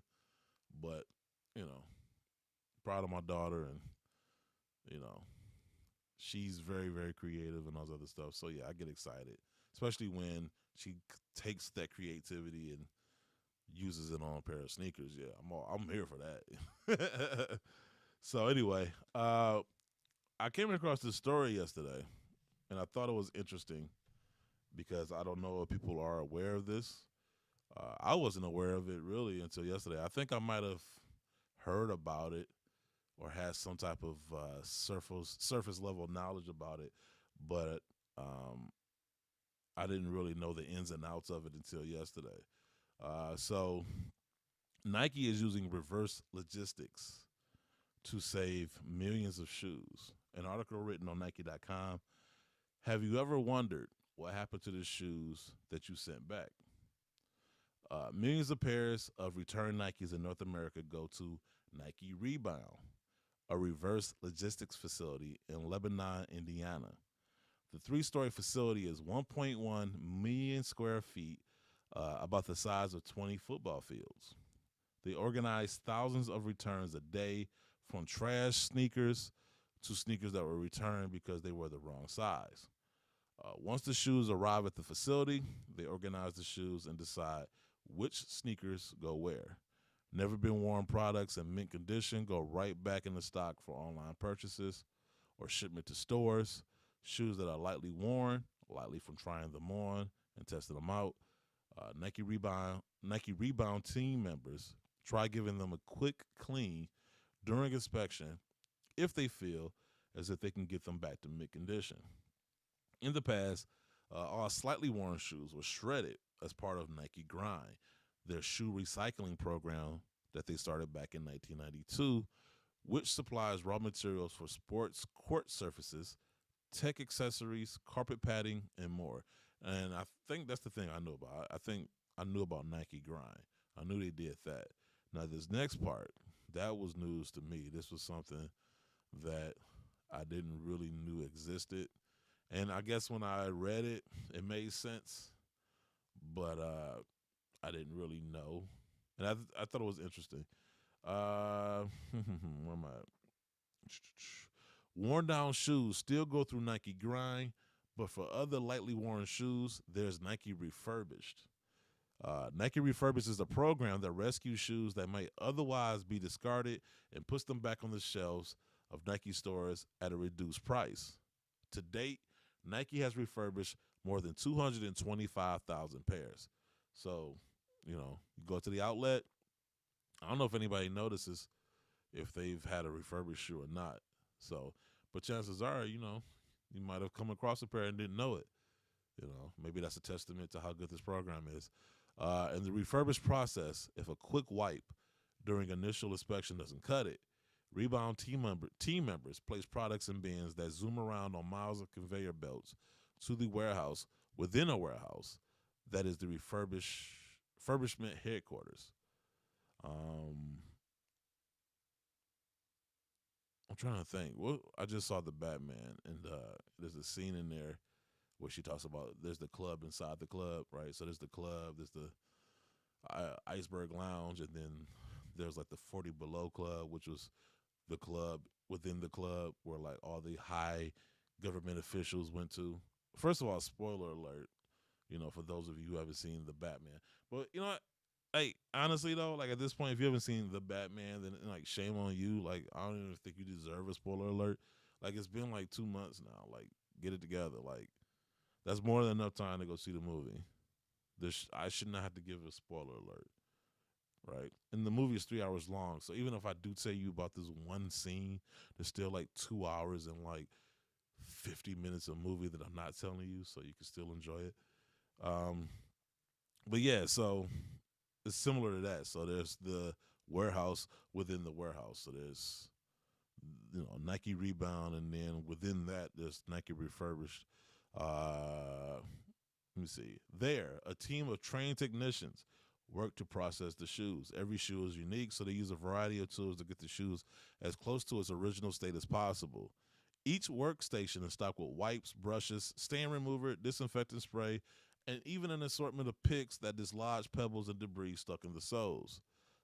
They scrub, buff, and spray return shoes until they're fresh enough to be sold. Once that is achieved, technicians pass the shoes to other teammates who sort, box, and ship them out to stores. As a matter of perspective, Anthony Clark, outbound operations manager, says that they refurbish and reintroduce enough shoes to fill a 50-foot trailer a day.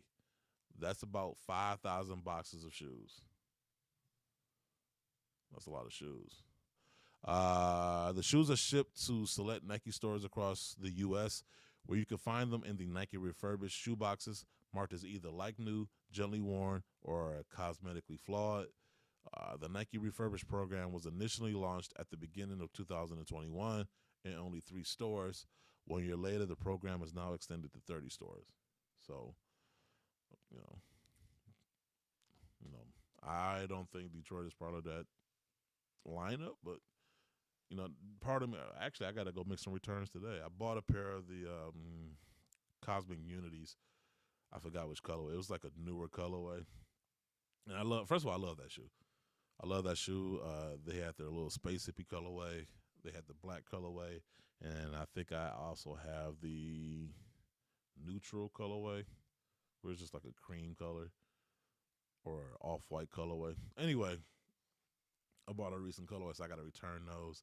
And then I got a Nike ID. And the thing about the Nike IDs or the Nike Bayous is, especially if I think they're interesting, like I'll try to jump on it and get it, because it's almost like a one of one, right? Because once that particular option is no longer available, that's it, right? So I jump on it, and then once I get it, if I don't like it, I take it back, right?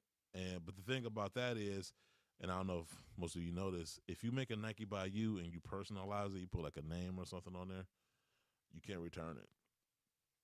Or at least they'll give you a hard time.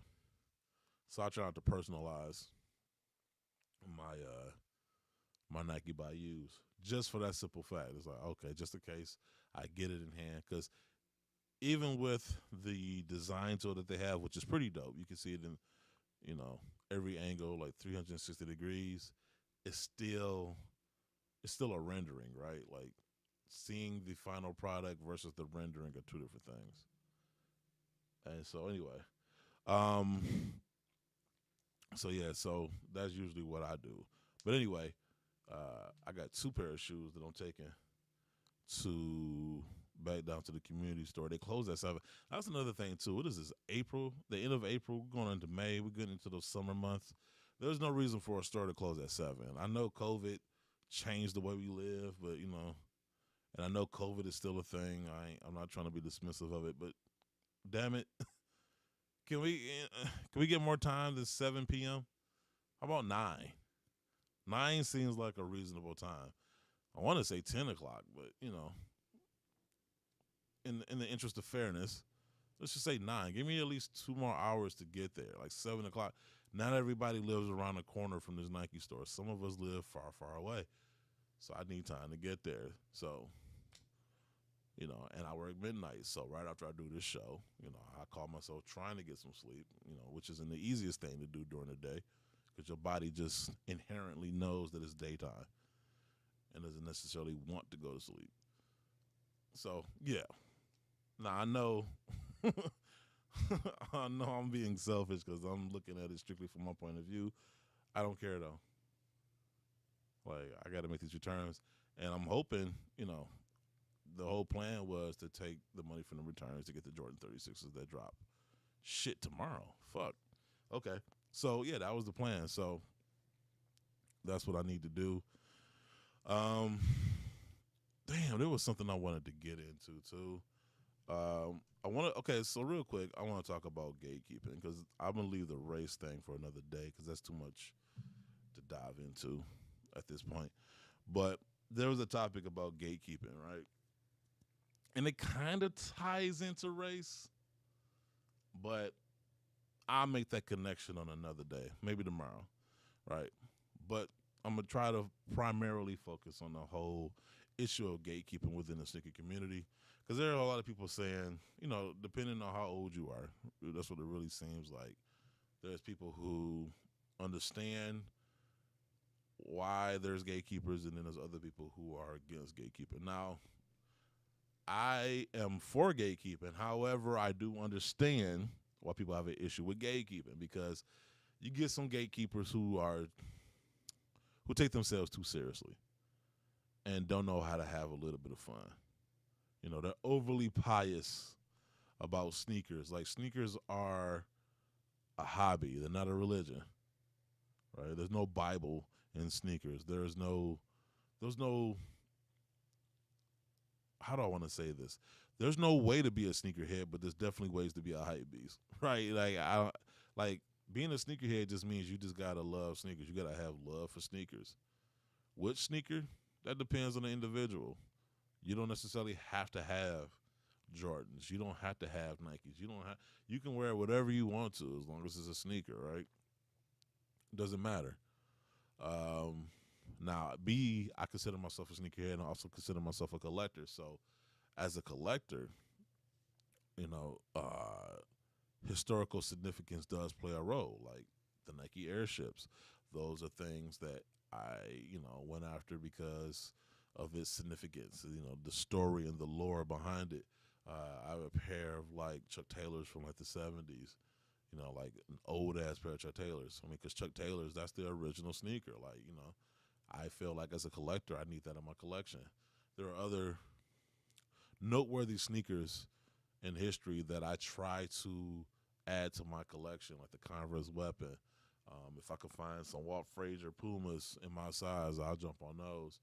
So that's how I think. But that's how I think. I don't force that on other people. I don't say, hey, you're not a sneakerhead because you're not doing what I do, or you're not a collector because you don't do what I do. Because even as a collector, like, you can still, your collection might just be Chuck Taylor's. Like Jumpman Bostic, he's a collector. His collection is just full of Jordans. That's fine. That doesn't make him any less of a collector. That doesn't make him more of a collector. That just makes him a collector, right? And so I get it. Like, you got some people who take their job as gatekeepers. And mind you, it's a self-appointed job, and I think that becomes the issue too. Like, nobody hired you. Nobody voted you into office. Like, you just decided one day, I'm a gatekeeper, and I'm going to go around policing everybody. So I get why that rubs some people the wrong way. However, I think every culture needs a gatekeeper or gatekeepers, because what happens often, and this is why I was going to say it leads into the subject of race, is because, especially when you're talking about black,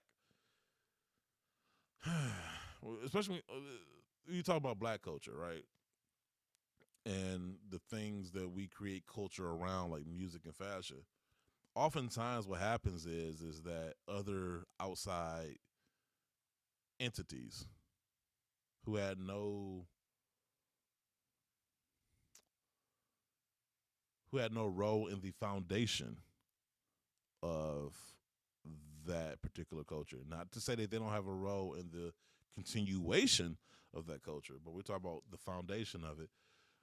Oftentimes, they come in, monetize it, and then leave the originators out of that whole process, right? And I was going to make the correlation, but like I'm going to say that for tomorrow. But getting back to the whole gatekeeper thing, I think every culture should have some gatekeepers, right? Because there's always people looking to take that. Because when you're talking about culture, you're talking about a group of passionate people, a community of sorts built around a particular thing. Look at sneaker culture. What I'm doing right now, you know what I'm saying, is a labor of love. It's because of my passion for shoes that I'm doing this. Right? That's culture. Like, not everybody's gonna do that for sneakers. Not everybody's gonna do that for anything else that they love. Right? You gotta be really passionate about a particular thing. Like, you see it on YouTube. Like, I see it a lot with music and movies, right? There's channels dedicated to reviewing movies and reviewing music and whatnot because they're passionate about that. Like, that is culture, right? Buying music and watching a movie isn't exactly culture. Creating things around that passion, around that hobby, around that love, that is culture. And I feel like I said, once a culture gets so big and people realize, hey, there's money to be made, because like I said, if you got a passionate group of people who are really into this particular thing, there's going to be people that's going to pick up on that, like sneakers, right? Think about it. People didn't just start collecting shoes in the last 10 years. People have been collecting shoes. I remember a time we used to get laughed at. Oh, you spending that much money on this shoe? You spend $150 on sneakers? What? That's dumb. No. But then what happened? All of a sudden, everybody and their mother, it becomes the cool thing, right? Everybody and their mother is doing it. And so now it's a commodity. Now all of a sudden it's a commodity. Now instead of being laughed at, they asking me, where can I find this product? Where can I find this shoe? Right? I remember, used to laugh at us for spending $150 on a shoe, and now these same parents are going around, giving their kids hundreds, if not thousands of dollars for a shoe. I've seen it. I've been to a sneaker con, and I've seen kids dragging their parents along and, begging them for a particular pair of shoes. And then when, they ask, obviously, like, how much, and they tell them, you can see them at first being like, wow, that's a lot. And then they kind of give in, they relent. And I've seen kids with hundreds of thousands of dollars in their hand, like $700 to $1,000 in their hand, buying a product. I'll never forget, I was at a store here in Detroit, and I was just kind of hanging out and bullshitting, and a kid came in with his mother, and I want to say he was buying like a Supreme hoodie. He was buying something Supreme or Supreme-ish. Maybe it wasn't Supreme. Maybe it was another brand, but it was a $700 hoodie, right? So he goes to the register, and, she tells him it was $700, obviously with tax and everything. It wasn't exactly $700 on the dot. He gives her too much money. Mind you, as this whole thing is happening, his mother is complaining. Like, I'm just standing there, and she's just kind of like, I don't even know why I let him come in here. He got a bad report card, da-da-da-da. And I ain't say a word, but in my mind, I'm like, now, if my son came home with a bad report card and then had the nerve to ask me to take him to the store, let alone spend $700 on a hoodie, we got a problem. We got a problem. There is some failure to communicate. You know what I'm saying? It's like you're kind of enabling him, right? Like, because there's no accountability there. Like, you just say he got a bad report card, and here you are taking him to the store shopping. You better not ask me for $7, let alone for $700. I don't even care if they earned it. You're my child. I have say on what you buy and what you spend your money on. Yeah, you earned it, but I'm gonna tell you, you better put that in the piggy bank. You better put that. Let's get your bank account so you can earn interest on that. Let's do something smart and intelligent, right? And not to read a book by its cover, but they didn't look well to do. So I'm like, that $700 probably could have been diverted into something more valuable as far as what they needed. Point is though, the mother's complaining about him and his report card, but yet she brought him to this store. They're spending all this money, and they kind of the cherry on top. He gives the lady at the register too much money, and if she's listening, it'd be funny if she's listening because she knows she remembers. We had a good laugh after they left the store, but he gave her too much money for like let's just say I forgot how much it was. I remember hearing 700, but I think it was like 700. And let's just say $712, right? He gave her 740, and she had to correct him. She had to stop him and say, "Look, you gave me." Luckily, she was honest because she could have just took the money when they left, put the money in her pocket, but she was honest and she said, "Hey, you overcharged me," and she actually counted it out in front of him and gave him, the extra that he gave her back. Now this is just after your mother just told us you got a bad report card. Something tells me if you paid more attention to school, you wouldn't have done that. So uh, I've seen like adults, so it's just funny to me to go from getting laughed at for spending 150 to you got parents giving their kids just unimaginable amounts, and it's beyond nuts. But going back to the whole thing of gatekeeping is like people now see that it's a commodity. People now see that, hey, the, they don't look at you as a community. They look at you as a demographic now. You are a consumer base. They're going to use your passion against you. You're passionate about sneakers? Okay. Well, if you're that passionate about it, how much would you be willing to spend on it? You're passionate about this particular pair of shoes. You really, really want them. Okay, they retail for 150. We're gonna charge you 300. We're gonna use your passion for that shoe against you to overcharge you. And that's what you see happening.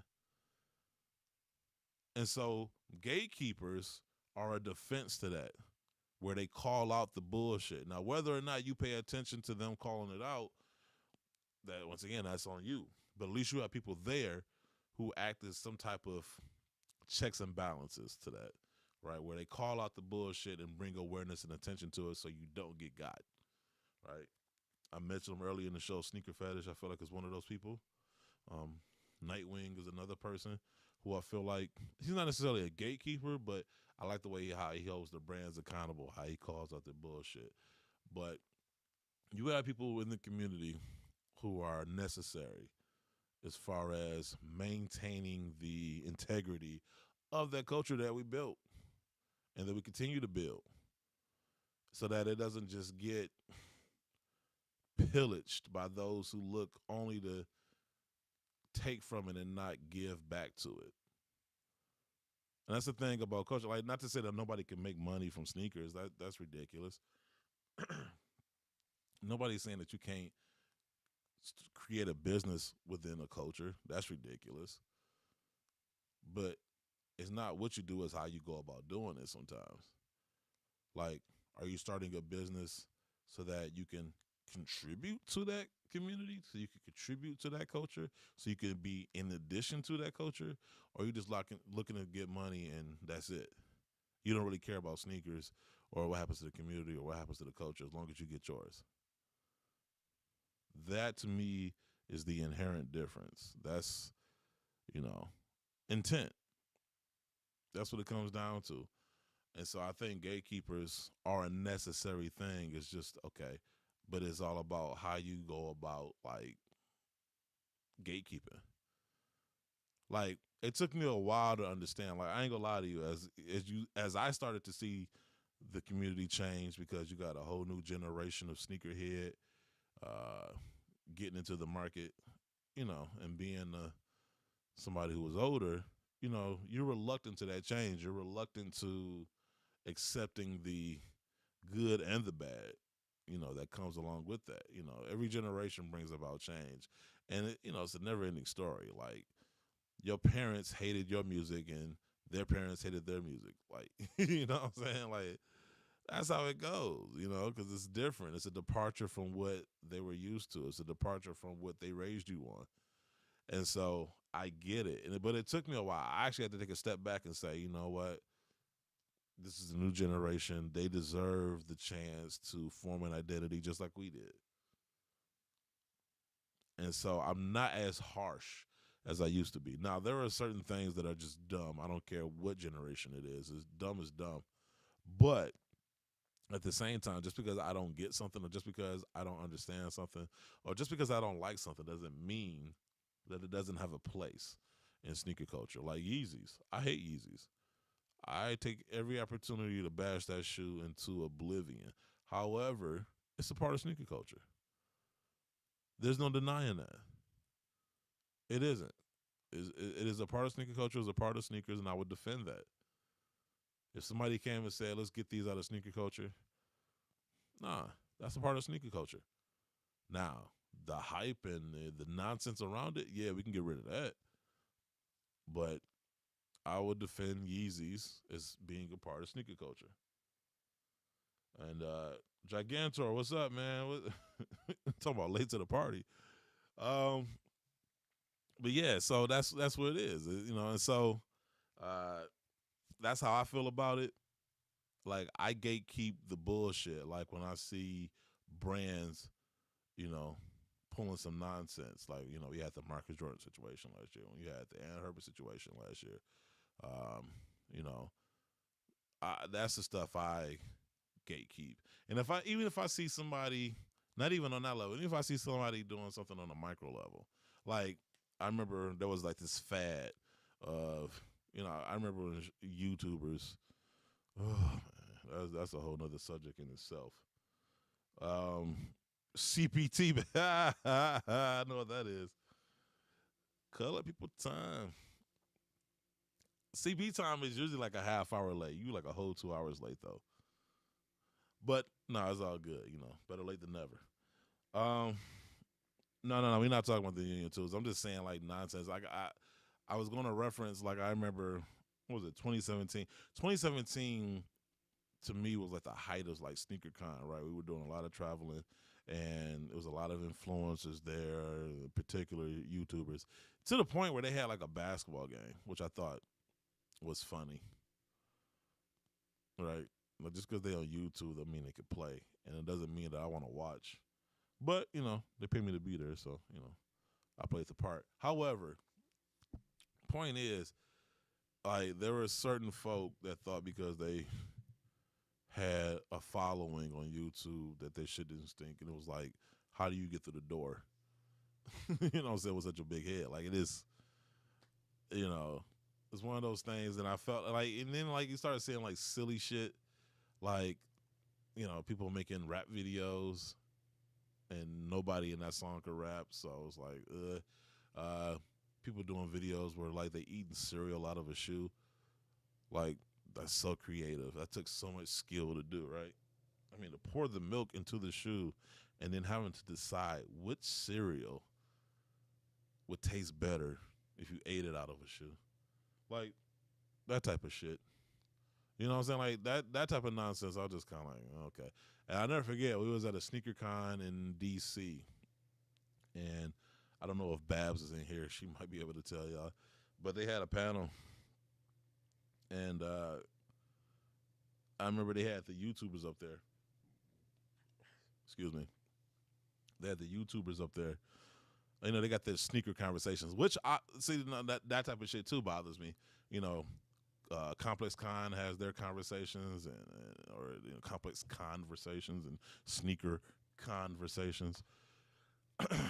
And the thing now, I ain't got too much good to say about Complex because they are the English settlers to sneaker culture, right? They are to sneaker culture what the English settlers were to early America, right? How do you find something that has already been found? Like, people live here, but yet you found a whole new world. Anyway, that's another subject. Point is, though, the one thing I will give them credit for is that,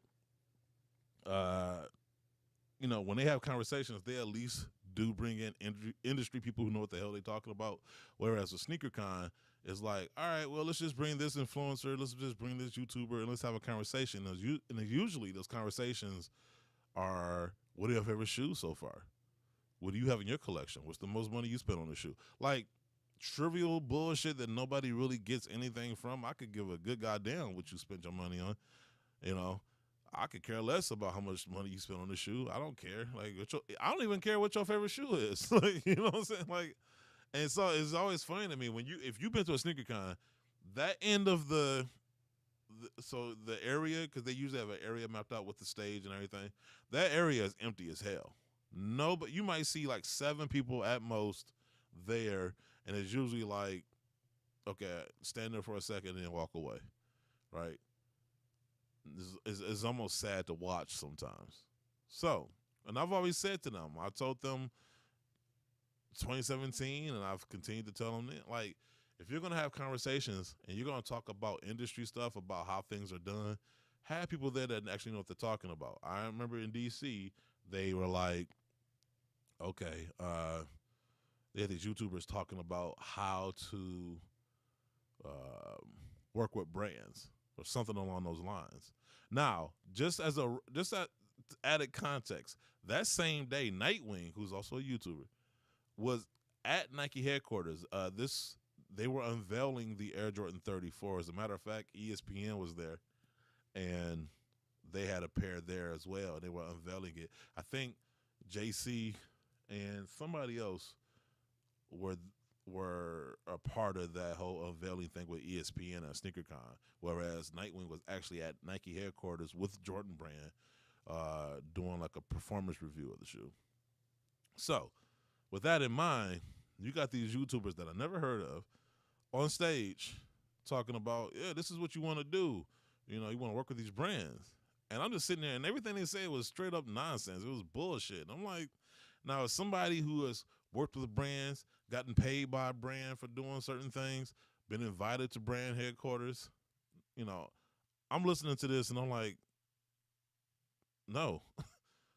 No. Like, you know what I'm saying? No.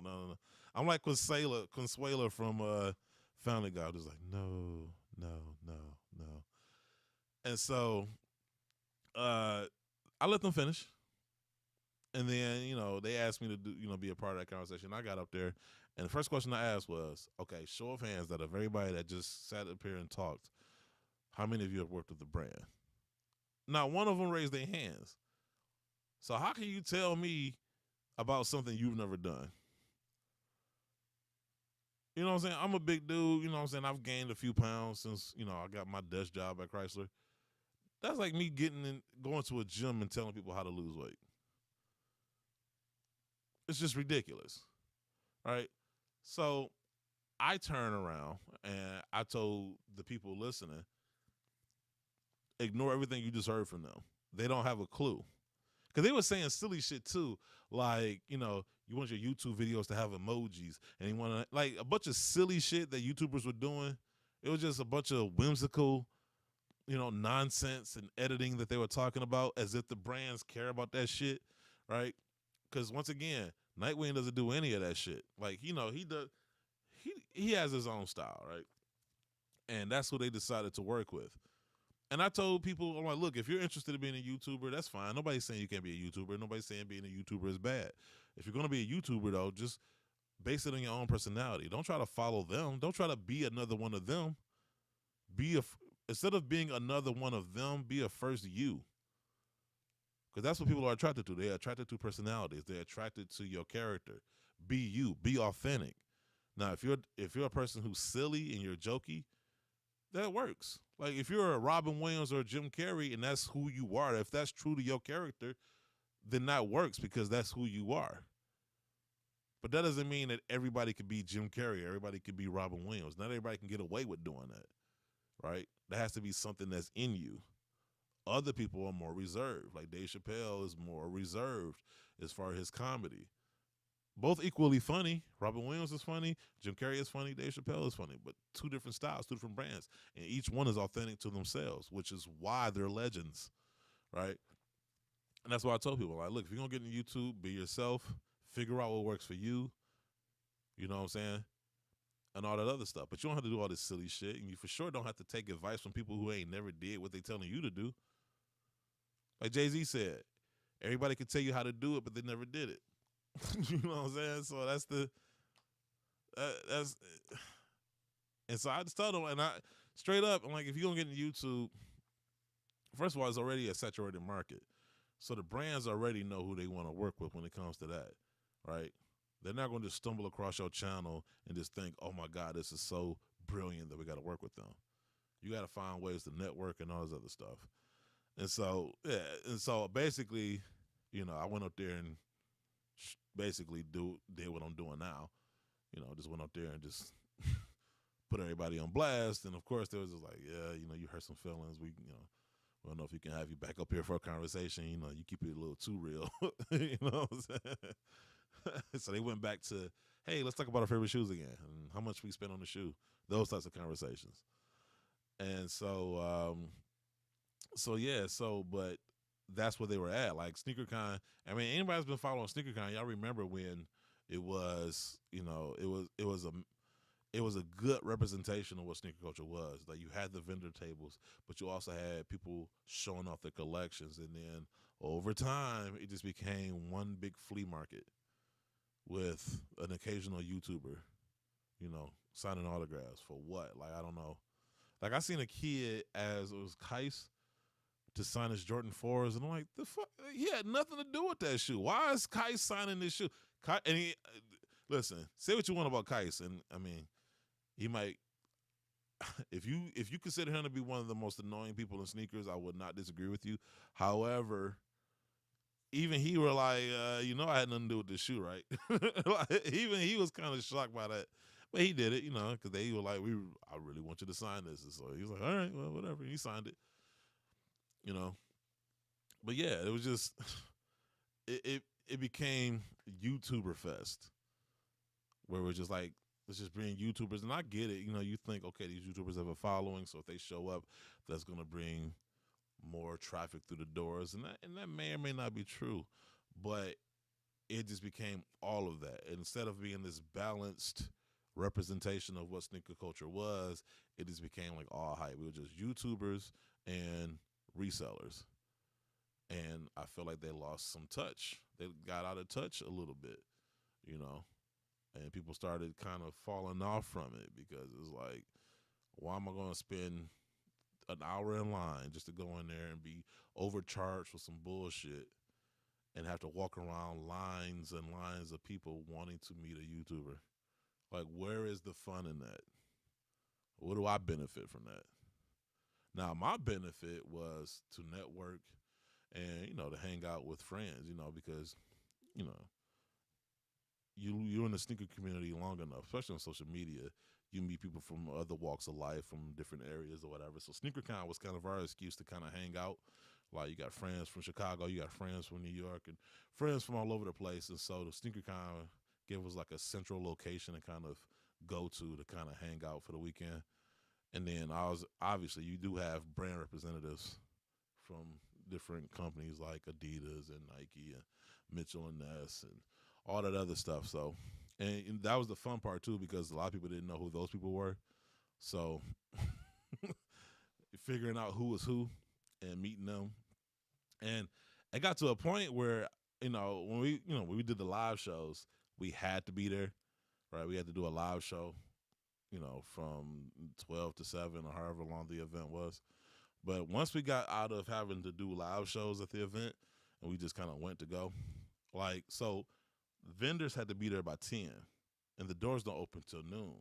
So I made it a point to get there at 10 because I could care less about the crowd unless there was somebody specifically in that city that I wanted to meet who couldn't get in early. Other than that, and usually we will probably link up outside of the event anyway, because I would get, SneakerCon is what, Saturday? And, sometimes Saturday and Sunday, but, usually we would get in early Friday and then leave late on a Monday. So we had 4 days to kind of hang out in a particular location. So if there was somebody, like, when I go to Atlanta, of course I got to link up with Mike Rich, right? So chances are, if he's not forced to be at SneakerCon, I link up with them outside of the event, right? We hang out. We got 4 days to hang out. But point is, it got to a point where I wouldn't even stay for SneakerCon. I would show up at 10 o'clock with the other vendors because that's when the representatives and the other influencers that I cared to talk to would be there, like JC. That's my guy. So yeah, I would show up just to talk to him and Joni. Just talk to them for a second. Like, see who I came to see, talk to who I want to talk to. And then once 12 o'clock hit, I would just stay there for a hot second just to see the mad rush in the door and to kind of see what everybody was wearing. Usually everybody's wearing Yeezys because, everybody wants to look like they're unique only to look like a crowd, right? Because everybody's wearing what they consider to be the rarest sneaker they have, which ends up not being that rare at all when you go to a sneaker con. So that's usually how I got down. I did that at DC. Is Babs in this chat? Because man, this shit would be so hilarious. Because that's exactly what we did. Like, showed up, because I think it was a 2-day event. Showed up. I think the first day I only stayed because ESPN was there and they had me do a segment, like an interview thing or whatever. So I stayed for that. And that's the only reason why I stayed as long as I did. But then I dipped. Like, I would much rather hang out in DC. Me being a nerd, I love museums, and there's like 23 Smithsonian museums in there.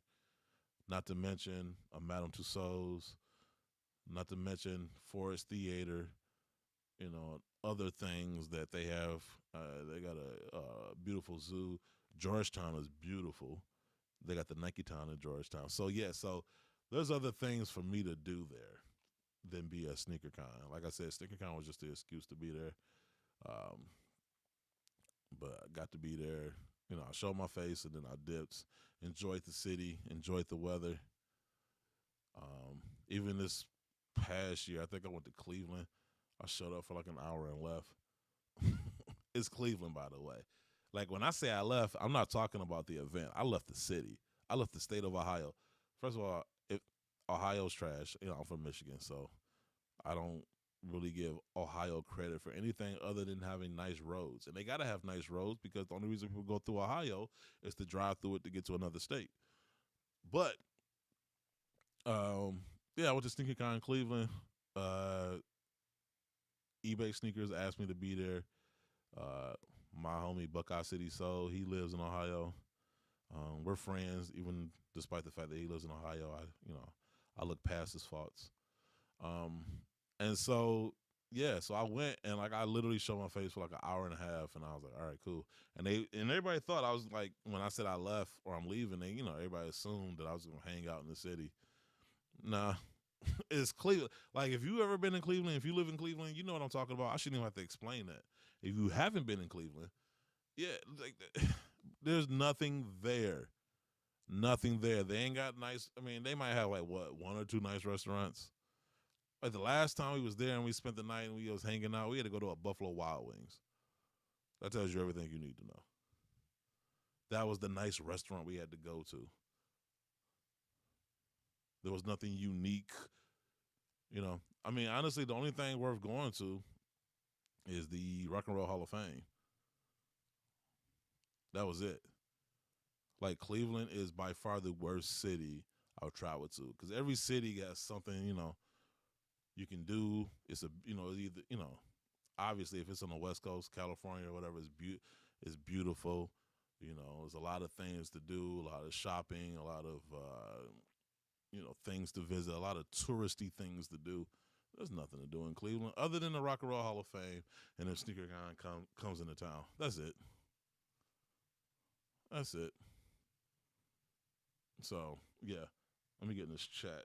I was literally thinking of those SneakerCon hoop games the minute you said that, Gigantor 38. Yeah, them hoop games, man. Woo, boy. I remember they had me do color commentary for one on Instagram Live. And I'm like, well, y'all cutting the check, I guess. That was my attitude. It was just like, I mean, it's like, come on, man. And it was funny because Kais, he you could tell he thought he could play better than he really did. Like, he was he was very confident in his lack of ability. But the thing is, I'm not even sure that he knew that he had no ability. But he was confident though. He was gonna let them shots fly.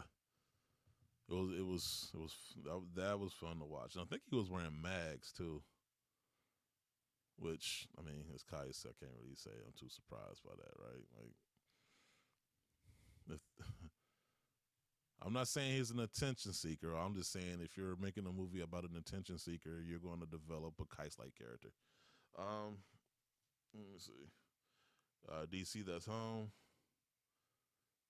Gigantor. So basically, and I think he was referencing my when I was talking about uh, sneaker conversations.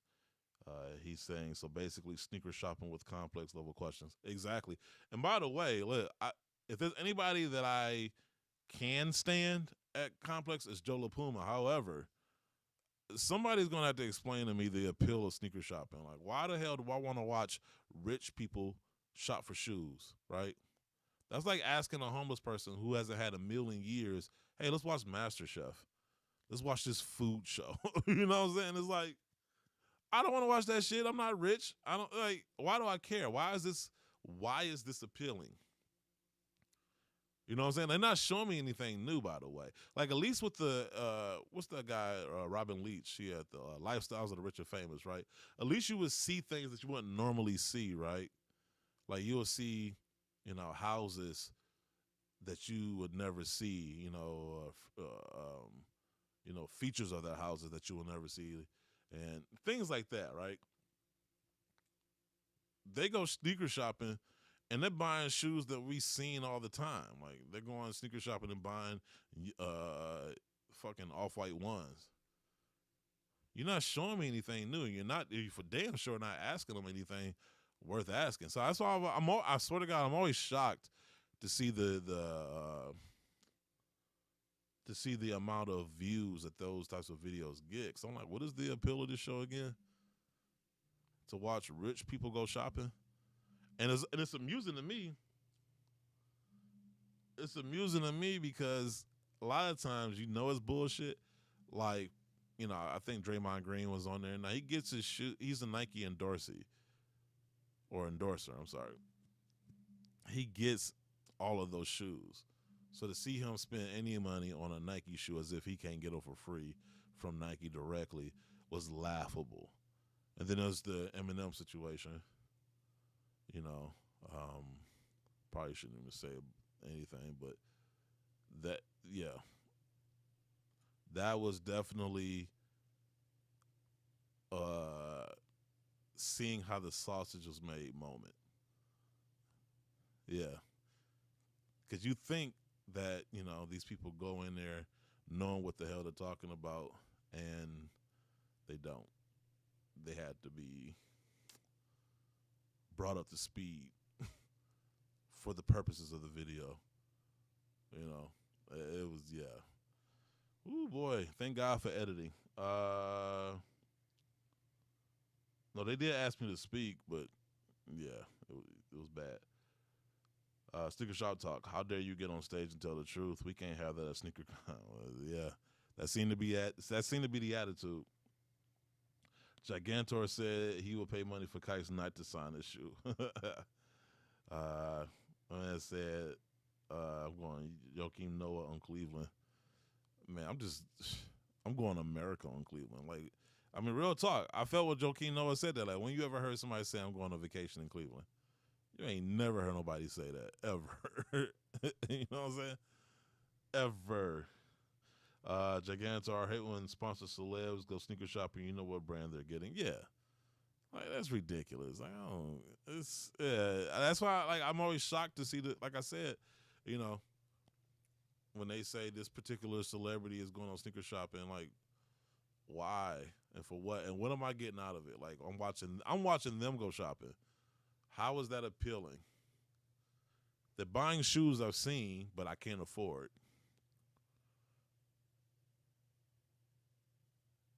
I mean, once again, that's like I said, that's like taking a homeless person and making them watch built this house or Master Chef, knowing they ain't got no food or no home.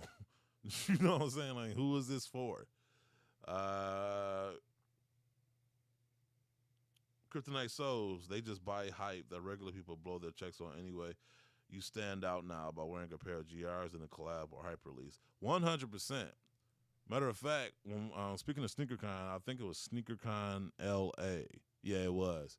Because that's when I linked up with Mitchell and Ness for the first time. I made it a point because, you go to so many SneakerCons, and like I said, like everybody thinks they're being unique wearing what they consider to be a rare shoe, but if everybody has that same attitude, everybody ends up going to SneakerCon wearing the same shoe, which is pretty much like, whatever was the rare release for that year, whatever Yeezy and whatever Jordan, and you usually see just a bunch of those shoes walking around, so nobody really stands out. And so to your point, I was like, you know what? I'm going to go ahead, I'm going to wear some Reebok Questions because, nobody, for it to be called SneakerCon is just typically Nike, Jordan, and Yeezy. You don't really see anything else. And so I was like, you for damn sure not about to see nobody pull out some Reeboks. And that's what I did. I put out some Reebok Questions. Now, this is before Reebok started whoring out Questions because that's the only shoe they really got to offer, or at least the only shoe they think they have to offer. So, yeah, I showed up with some Reebok Questions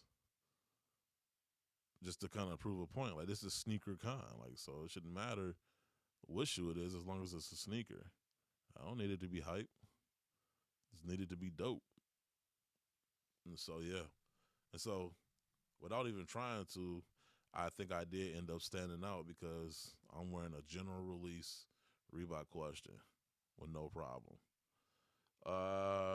Sneaker Shop Talk, I never watched one of those videos, and you're confirming that I made the right call by doing so. Yeah. Gigantor 38, have you seen the Reebok Solution? That's a great budget shoe. No, I don't think I have seen the Reebok Solution. Is that new Reebok Question hybrid? If so, then yes, I have seen it. And, I'm a big fan of Reebok, and I think they got a lot of shoes to offer. As a matter of fact, there's a Reebok Classic Leather that's coming out. I can't remember the name of the collection, but it's some type of Netflix show about like a bank heist or something. I want to say it has some type of Mexican or Latino sounding name, or maybe it's Italian. I don't remember, but the shoe looked dope. Matter of fact, I remember that Blockbuster, the Ghostbuster collection was pretty dope. But Reebok, I think the problem with Reebok is that they've been so bad for so long. They're just trying to catch up by hitting home runs, and the only home runs that they know of are like Reebok Questions and things like that. And I'm like, you got some other home runs. If not that, you got some shoes that can get you on base. But, when you've been losing for so long and you're scared to, or you don't, it's almost like they don't believe in themselves. I mean, Adidas didn't help. Adidas just basically treated them like a redhead stepchild. Yeah, I can understand the trepidation to pull out some of the other sneakers in the arsenal, because that's the thing. Like, I talked about risk earlier. Like, it's gotten so bad for some of these brands that retroing shoes that they already made is a risk. Right? For the longest time, Jordans didn't want to make twos because they didn't think nobody wanted to make it or wanted to buy it. In their minds, that was a risk. There's a reason why we don't see too many Jordan 17s and 16s, because they don't think people want it. They consider that a risk. The Airship, they considered that a risk. This is why it was hella limited the way it was, because they didn't think people wanted it or will buy it. And I think now they're going to come out with like a white and orange pair and a white and blue pair. What makes you think the white and blue pair is going to sell, but not the band one that Jordan? You know what I'm saying? Like, I'm not in these meetings, man. So I guess I can't say what the line of logic was on that. But point is, with Reebok, I hope they make it back to prominence, because people forget, man, they was going head to head with Nike in the early 90s. And I loved it.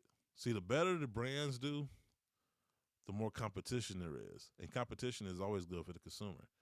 because not everybody is out to earn your money, which means they got to put their best foot forward in order to compete or outdo their competition, and that's the benefit for us.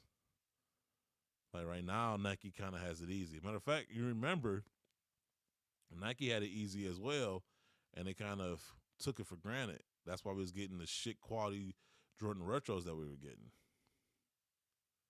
And then it took Adidas and Yeezy to kind of wake them up, and then they had the whole remastered thing that they were going to do, and all this other stuff.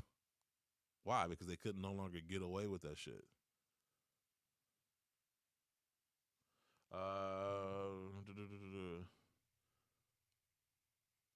Let me see. Nightwing covered it. The Reebok solution. Okay, I'm gonna check. I'm gonna look for the video after this show. Kryptonite sells. Reebok needs to retro the answer 6 and answer 7. Enough questions. I agree. I mean, but it ain't gotta just be Iversons. First off, if I could bitch for a moment, as if I haven't been doing it this entire show, but if I could just bitch for a moment, we're in a size 15 and easy, right? And if you had to guess, right, or if you had to put money on which shoe would be extended to large sizes, you would assume that Shaq shoes would be, a full size run up into large sizes because it's Shaq, right? Nope. Like when they came out with the Shaq Gnosis OGs, nope. Only went to a size 14. And I remember that distinctly because that came out the same day as the Foamposite 1 Royal Colorway Retro. Came out the same day. And I remember I had my money to get both because, Shaq and Penny, and so I was like, I'm going to get both and yada, yada, yada. Got the pennies, couldn't get the Shaqs. The Foamposites went up to a size 15, but not the Shaqs. Reebok Questions go up to a size 15, but not the Shaqs. Iverson is the same height as I am, 6'2", 6'3". So I can get Iversons and pennies, but I can't get Shaqs. Let that marinate for a second. Just think about that for a hot second. If you're Reebok, what sense does that make? It makes none. It makes no sense whatsoever. So, yeah, I was kind of bummed out by that. So, like, they got shoes that they could, like, really drop that they don't because of whatever reason. I think it's a lot of it has to do with fear that the market won't respond the way that they want them to. But that's the risk. You got to put it out there. If you don't put it out there, people can't buy what you don't make. I don't understand what these brands don't understand with that stuff. Gigantor 38, I knew Reebok was out of it when they didn't even push Moss stuff. Yeah, because Moss did drop some cool stuff. I don't know, is he still with Reebok? Because it's been hella quiet on that front. I don't know what's going on. Speaking of quiet, what's even quieter is Jerry Lorenzo and Adidas. Like, what the hell is going on with that shit? Somebody's going to have to I might have to reach out to some Adidas contacts. Because, they had that big-ass announcement a year or two ago, and I ain't heard shit since. I ain't heard nothing else about that. I ain't seen a design. I ain't seen a sketch. I ain't nothing. They ain't even hinted at any releases. Nah, like, you know what I'm saying? Like, it's just kind of like, what? Why even announce the news? You know what it's like the Flash movie, right? They announced the Flash movie like years ago, and it was supposed to come out this year. Now it's got pushed back to next year. It's like, I almost feel like we're never going to get that movie. And that's what it feels like. It's like, okay, we made this big-ass announcement, and we not getting anything. Nothing. So, I don't know. I'm going to have to reach out to some people who are in the know to tell me, like, is he still with the brand? Like, what's going on with that?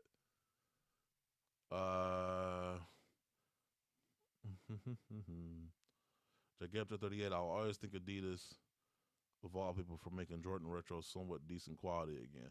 Yeah, they woke up a sleeping giant. Now, the problem with Adidas is that, so obviously Nike was on ABS, and Adidas, they kind of caught everybody off guard, with the Ultra Boost and then signing Kanye.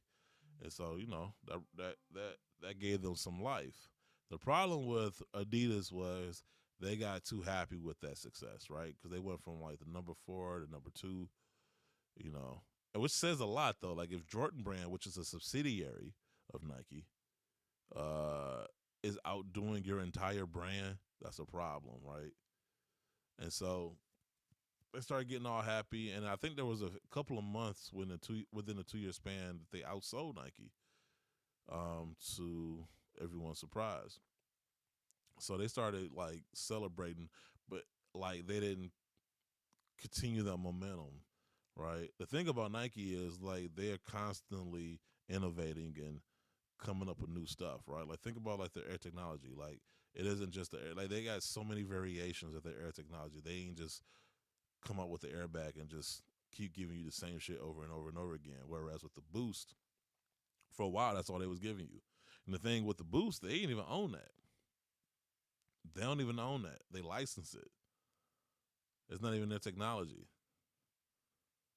That's why they're coming out with bounce and I forgot what else they got. But yeah. And so yeah, so they lost a little bit of momentum, and you couple that with waking up a sleeping giant, you know, you kind of, you know, kind of put yourself in the corner. Let me see. Can we get the ES22s or the Big Hurts, bruh? Thank you. Reebok out here giving us Candyland questions that nobody asked for. Like, what are y'all doing? Kryptonite Soul says the answer now is a dope sneaker too. I remember hooping in those my 8th grade year playing AAU. Gigantor 38 Prior Moss deal ended with Reebok was sold. Yeah, I knew about that, but I didn't know about. I'm still trying to figure out what's going on with Jerry Lorenzo. And I will forever. I'm telling you, the story behind the whole Beyonce Adidas thing is always funny to me. Cause yeah, they, man, I'll leave that story for tomorrow. Kryptonite Souls, bro. I feel like people still associate Jerry Lorenzo with Nike. Adidas took Jerry off the board, and we haven't seen anything since. Just regurgitating Yeezys. Yeah, that's what I'm trying to figure out. Like, was that the play? Was that the play? Like, was just to get Jerry off the board? I mean, while Jerry was a nice addition, I don't think Nike was like we need him either. You know, now if you took Virgil off the board, that's different. You know, yeah. So, yeah, I don't know. Gigantor, at least the Flash movie is done. Haven't seen a damn thing from Jerry. Right, at least we did get a trailer from the Flash movie. We ain't even got that from Jerry, so I don't know what they're doing. They're releasing a hoodie soon. Apparently, a hoodie. 2 years went by, and all you releases in is a hoodie. That's it. That's all you got to show is a hoodie. Man, I'm telling you, this. I be joking sometimes, but I'm starting to be more and more serious when I say this. I swear to God, I'm moving to another planet. I'm moving to another planet. I'm just gonna start over and move on to another planet, dog. Like you, this all this hubbub 2 years ago just to like not have anything to show but a hoodie. The hell is that? Come on, man. Gigantor 38. It's some stuff at Adidas, man. Ye not wearing his own shoes anymore. The man is hanging with Khaled to unveil Jordan 5s. Yeah.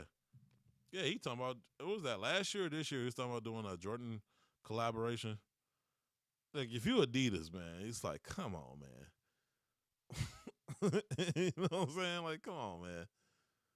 Like, that's when your biggest signee still sees Jordan or Nike as the standard. That doesn't help your brand. You know? So it's, but Adidas is going to tolerate it because it's Kanye and they need him. Now, they do that with James Harden. I don't know if anybody remembers, but when they signed James Harden, he was still wearing Jordans, and they gave him a date and said, as of midnight, if you're still wearing Jordans, we're gonna have problems. And he got in line, but they put him in check. They're not gonna do that with Kanye. Gigantor 38 only active partner in Adidas is Pharrell at this point. Kryptonite Souls, Beyonce was a missed opportunity. Should have given her an actual silhouette of her own and let the Beehive fan out as they usually do for Beyonce. I 100% agree with you as far as Adidas is concerned. Now, the story I was told or I heard about within certain channels was she initially had she actually met with Nike too. As a matter of fact, when we went to Nike, we had just missed her by a couple of weeks, and that was kind of the inside joke when we was there. And so she was this was like 2018, so she was kind of going around because she wanted to work with one of the brands. Now, the thing about Adidas that they had over Nike is that, and a lot of it had to do with their position because Adidas kind of had to do this, whereas Nike didn't feel like they had to do this. Whereas they gave their collaborators more creative freedom at Adidas because Nike, their attitude was no matter who we collaborate with, we're the marquee name. It doesn't matter whether it's Kanye or anybody else. We're the marquee name. Nike is the marquee name, and then the collaborator is Nike, and then the collaborator. Their name goes underneath ours, right? And so, when you watch they doing like they're promoting like a basketball game. It'll say like LeBron James and the Cavs versus Steph Curry and the Warriors, right? Like there's the marquee name and the team. That's how Nike sees themselves. It's like Nike and the Kanye collaboration. Nike is the LeBron James. Kanye or whoever the collaborator is the Cavs, or Nike is Steph Curry, and then whoever the collaborator is, they're the Warriors. That's the role, right? That's how it sees it. So I can imagine as a Beyonce, being told that by Nike, that and then going to Adidas and they're like, yeah, we'll do whatever you want. Like, yeah. Now, here's the thing. They met with Reebok first, or she met with Reebok first. And the story goes that, when they had her meeting with Reebok, basically there was nobody of color in that meeting besides Beyonce. And that upset her because she wanted to work with more people of color. And shout out to her, creating opportunities for people of color in the industry, or utilizing her platform or her power to do that. So, Adidas owning Reebok, they get that feedback. The rumor is that Adidas did allow Reebok to have the meeting first just to gather intel, so that when they had their meeting, they know what to do and what not to do. And when they had their meeting with Adidas, guess what they did? They made sure they had people of color in that meeting. So I kind of feel bad for Reebok because they were kind of set up for failure. Like Reebok actually thought they had a chance to get, listen, if Adidas stole John Wall from you, you don't think they're going to steal Beyonce from you? Come on now. Let's use logic. And so, yeah, that's pretty much what happened. So that's why I'm always laughing at that story. But no, Beyonce was definitely a missed opportunity, and I will say that I assumed that would be more of an offering as far as shoes were concerned. With her collaboration, it seems like to me there's more focus on the apparel, like her whole what was it blue? What's the name of her Ivy Park? Clothing brand. And it doesn't seem like there's a lot of focus on the shoes, which I do think is a missed opportunity. They could have done something more with the shoes. Because like you said, like her fan base is just as loyal and passionate as Kanye's. And so you would have, and it feels like they haven't done as much as they probably could have. Like they've done a few collections, but it doesn't seem like there's been a whole lot, at least as much as you would think that they would. You would think they would milk this partnership to death.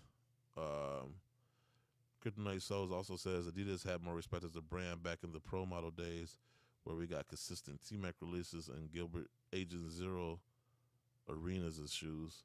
All the basketball shoes look the same now. Yeah, they do. That's another thing. I will agree with that as well. You got James Harden. You got Trae Young. You got what's the guy in Utah? Can't think of his name right now, which I know who I'm talking about. Yeah, Donovan Mitchell. Um, yeah, they shoes all look hella generic and just kind of blended together. And yeah, none of them really stand out. Like the thing about a signature shoe, what makes them unique is that, or at least, and I think this is what made Jordan so unique when they first came out, is that they take on the personality of the signature athlete, right? You take design cues from the signature athlete and you execute that into a shoe. You see that with Jordans. You see that with LeBrons. You even see that with Kyrie's. You don't see that with a James Harden shoe. I don't see that with a Trey Young shoe. I don't see that with a I probably see it more in a Donovan Mitchell, but I feel like there's more of colorways than design, right? And so yeah, they all look hella generic. I mean, let's be honest though, Adidas basketball. I mean, they might have had moments here and there, but overall, I mean, they've left a lot to be desired. They've like Nike basketball, like there was they had their heyday. Now, you can argue that it ain't the greatest right now either, because I mean, I can make the same arguments about KD's. Like KD's look hella generic. Paul George's look hella generic. Um, who else do they have signed? I can't think on the top of my head, but yeah.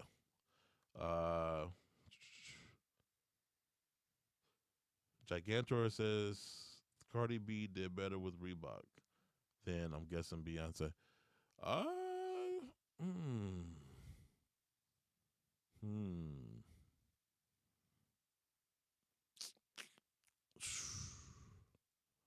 I feel like there's an argument to be made. I'm just trying to figure out which argument do I agree with. But I would be lying if I said that there isn't an argument to be made. There is. There's an argument, but off the top of my head, I could not tell you who was better.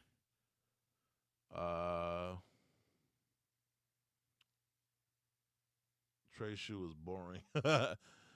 Yeah, I mean, but Adidas basketball shoes are all boring. I can't tell you the last time I saw a basketball shoe that I had to have from Adidas. I think the last basketball. Now I will say this: the Harden one was pretty dope. I thought it was a good first shoe, and it just got more and more generic from there. D Rose was probably the last signature line that had some life to it. I want to say they had it was one shoe that all the college players were wearing that I thought were pretty dope, and then that kind of simmered out and fizzled out. I can't remember what it is. Want me to shout out Luca's new shoe? I don't know if I would like his new shoe. I will say I am interested to see Zion's new shoe in hand. Yeah, I'm not saying I like it. I'm just saying I'm interested. I kind of feel like Calvin Candy. Like, got my curiosity. Now he has a chance to get my attention. So we'll see what happens next. You got that new Rudo collection coming out, and I don't know how I feel about that. Because I don't watch the cartoon, and I haven't seen any pictures of the shoes yet. So it's whatever. I will say this though, hot take for the day. Those DJ Khaled fives are all passable to me. I don't feel compelled to get not one colorway. They look like I don't know, like that. Now I'm not saying they trash. I just don't feel like I have to get any of them. Like I could walk into a store and see them on the shelf and not feel the urge to buy not one pair. I could walk in and out of that store knowing that I have a chance to get that shoe and walk out with all my money still left in my pocket. I just, yeah, I just don't. Um, Jordan shoes also had that off-court appeal. Adding the visible Air unit, Air Jordan 3 was huge. And still to this day, we gravitate to Air Jordan Retros for off and on-court appeal. 100% agree. But look what they did, though. Like with the Jordan 1, okay, that was kind of generic, but When you say the shoes are banned by the NBA, that helps the sales. Twos, people mixed reaction on that. Even Mike wasn't really sold on that. But when it came with the three, Tinker was smart enough to get Michael Jordan's input. And he injected his input. He injected his personality into the three. And from the three on forward, you saw that. And I think that's what made it unique. People are drawn to personalities. And Tinker found a way to put Michael Jordan's personality, put his touch on the sneaker. And so people were drawn to that. Not to mention Mike was charismatic. They had the commercials like Mike. You know, you got the Mars Blackpink commercials and the other dope commercials that he had. So you got all that working for you. You got yourself a winner. Sneaker Shop Talk, the Dame line is floundering. Hardly any of them stand out. Agreed. I guess Cardi made a bigger splash in a smaller pound. Plus, she actually got shoes. Yeah. I mean, I'm saying, like, listen, I wasn't the biggest fan of her shoes, and honestly, I was just trying to figure out why. Because when I think of Cardi B, the last thing I think of is sneakers. But, you know, uh, to say that she didn't have an impact or work out for Reebok, I tell you, somebody who maybe it's just me, but somebody who doesn't get enough of their flowers is Rihanna. What Rihanna did for Puma was huge. She put them back on the map. And yeah, I'm not sure if Puma gets a LaMelo Ball and gets into basketball like they are now without using the momentum that she gave them.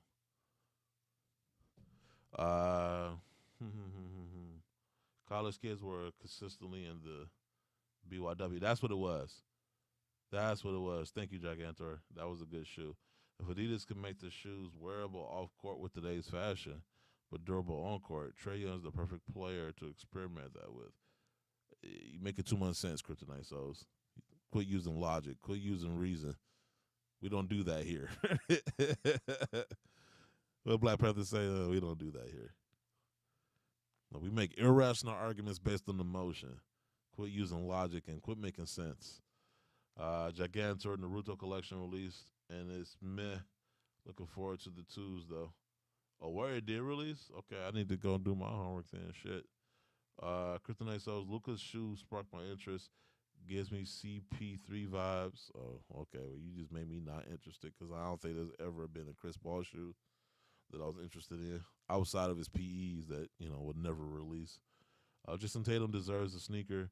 Jordan Brand athletes about to be the face of the NBA. Luka, Tatum, and Zion. See, okay, so man, my wrist. The problem is, I wouldn't even say the problem. I don't know if it's a problem or not, but so with Jordan Brand, what they want to do is they want to continue the Jordan signature line, right? And so if you give Luka his own shoe and you give, they're going to be compelled to wear their own stuff as opposed to the signature shoe. Now, they might wear the signature shoe here and there, but they're going to be more compelled to wear their own stuff, right? So they're still going to want their athletes to wear the signature Jordan line, which is why not everybody's going to get their own shoe there. And Jason Tatum, because they need those faces to sell the shoe. Once again, you still need to introduce your product to the marketplace. And the best place for them to do that is on the NBA court because people actually see the shoe, and actually see it perform well. And so, I don't know if they're going to give Jason Tatum his own shoe. They're probably going to just give Jason Tatum his own special colorways of the newest Jordan. Like you see the green Celtics Air Jordan 36 is coming out. And I think that's what you're going to see. You're going to start seeing more PEs of Jordan Brand endorsed athletes that are going to come out whenever they drop a new signature Jordan. Kryptonite Souls Jordan 1 was a very similar looking to a Duncan Air Force One. It's basically a slimmer version of the silhouette. Agreed. Kryptonite Souls, those Mellow Pumas are fire. I agree with that as well. I like, and it was funny because I just had this conversation with somebody. Just had this conversation with somebody recently where I said this should have been the play for Alonzo when he came out, but they tried to fleece everybody by hodgepodging the shoe and then charging them $700, $900 to make a quick buck instead of doing it the right way.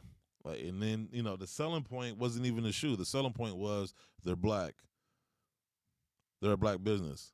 Like, we got to get past that. Like, you being a black owned business should be the difference maker, right? So if I got two sneaker companies that are trying to sell me a shoe, right, and you both make good products, but this is a black owned business, for me as a black person, knowing knowing our struggle, that's the difference maker, right? But if that's all you have, if you got a shit product, but you try to sell me on I'm a black owned business, you have a shit product. I'm not gonna just buy a shit product just because you black. That makes absolutely no sense to me. And that's what they did. It was just like, oh, we're black and he's trying to be a good father. Okay, but what about the shoe? You want me to pay $700 for a shoe? What is the shoe was so bad, Lonzo wasn't even wearing it. He was wearing everything but that shoe. And it was the business model that they had going was so bad. It just all fell apart. Everybody walked away from it. And now you see LaMelo thriving with Puma. Like, that should have been the goal. Like, go ahead, like, establish yourself. Because mind you, when they dropped that shoe, they wanted you to spend $700 on this shoe before you even seen this dude play in the NBA. For all we know, he was going to be a bust. Now, he's not exactly a bust, but he's for damn sure not the next Magic Johnson, what they was trying to sell everybody on at the time. Right? Remember Magic Johnson said that shit? He's like me? Like, no, he's not. I mean, he's great. He's a great passer. He's a good point guard. But Magic Johnson, he's not. And so you want to sell me on a $700 shoe before I ever see this dude play in the NBA. And then what happens when we see him playing in the NBA? He's wearing Jordans. He's wearing everything but his own shoe. But you want me to pay for a shoe that he's not even wearing. I mean, the shoe was just thrown together.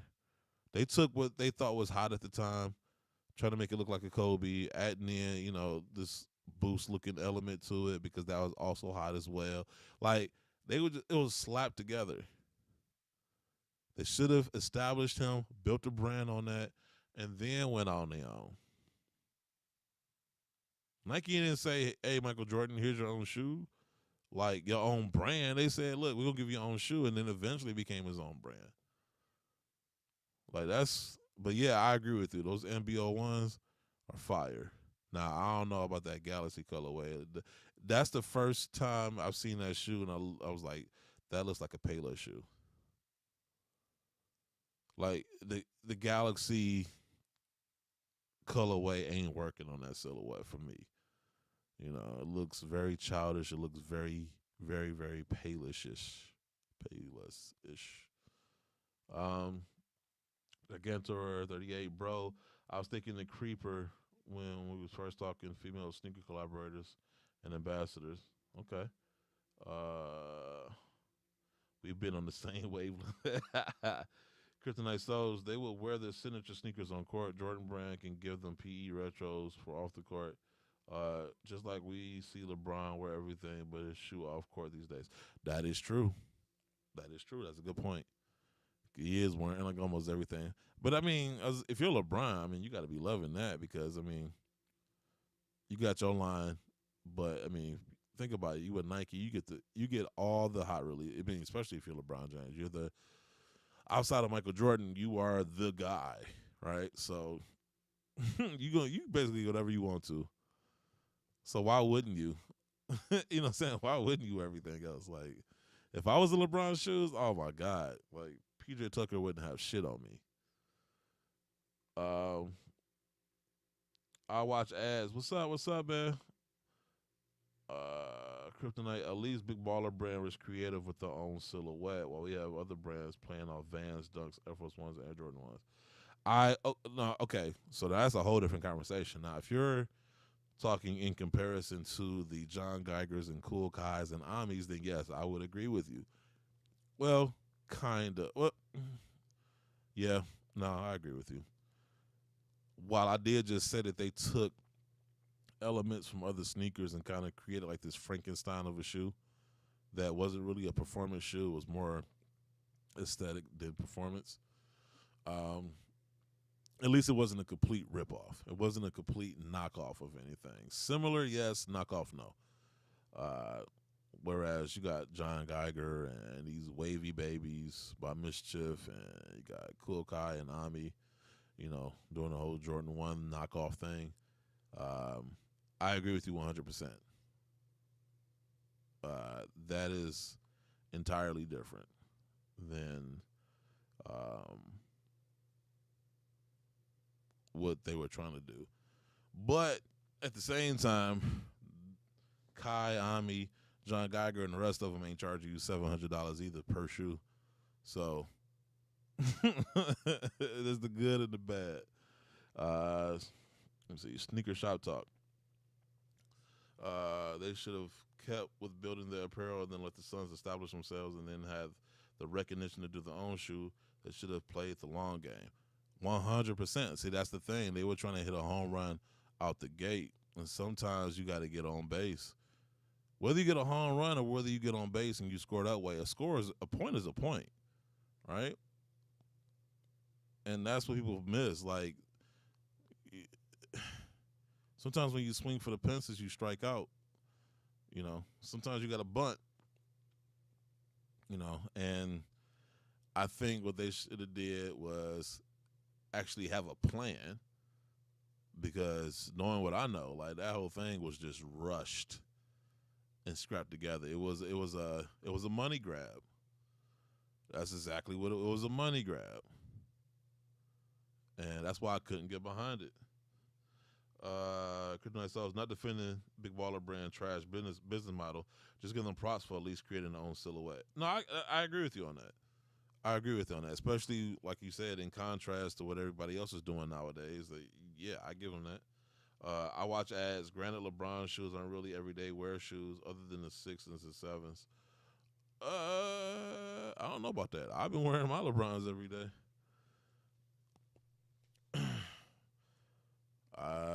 Yeah, so I don't know about that one. Like I got to tell you, like since the LeBron 12, outside of the 13s, because the 13s just felt god awful, but 12s, 14s, and on, I have loved every pair.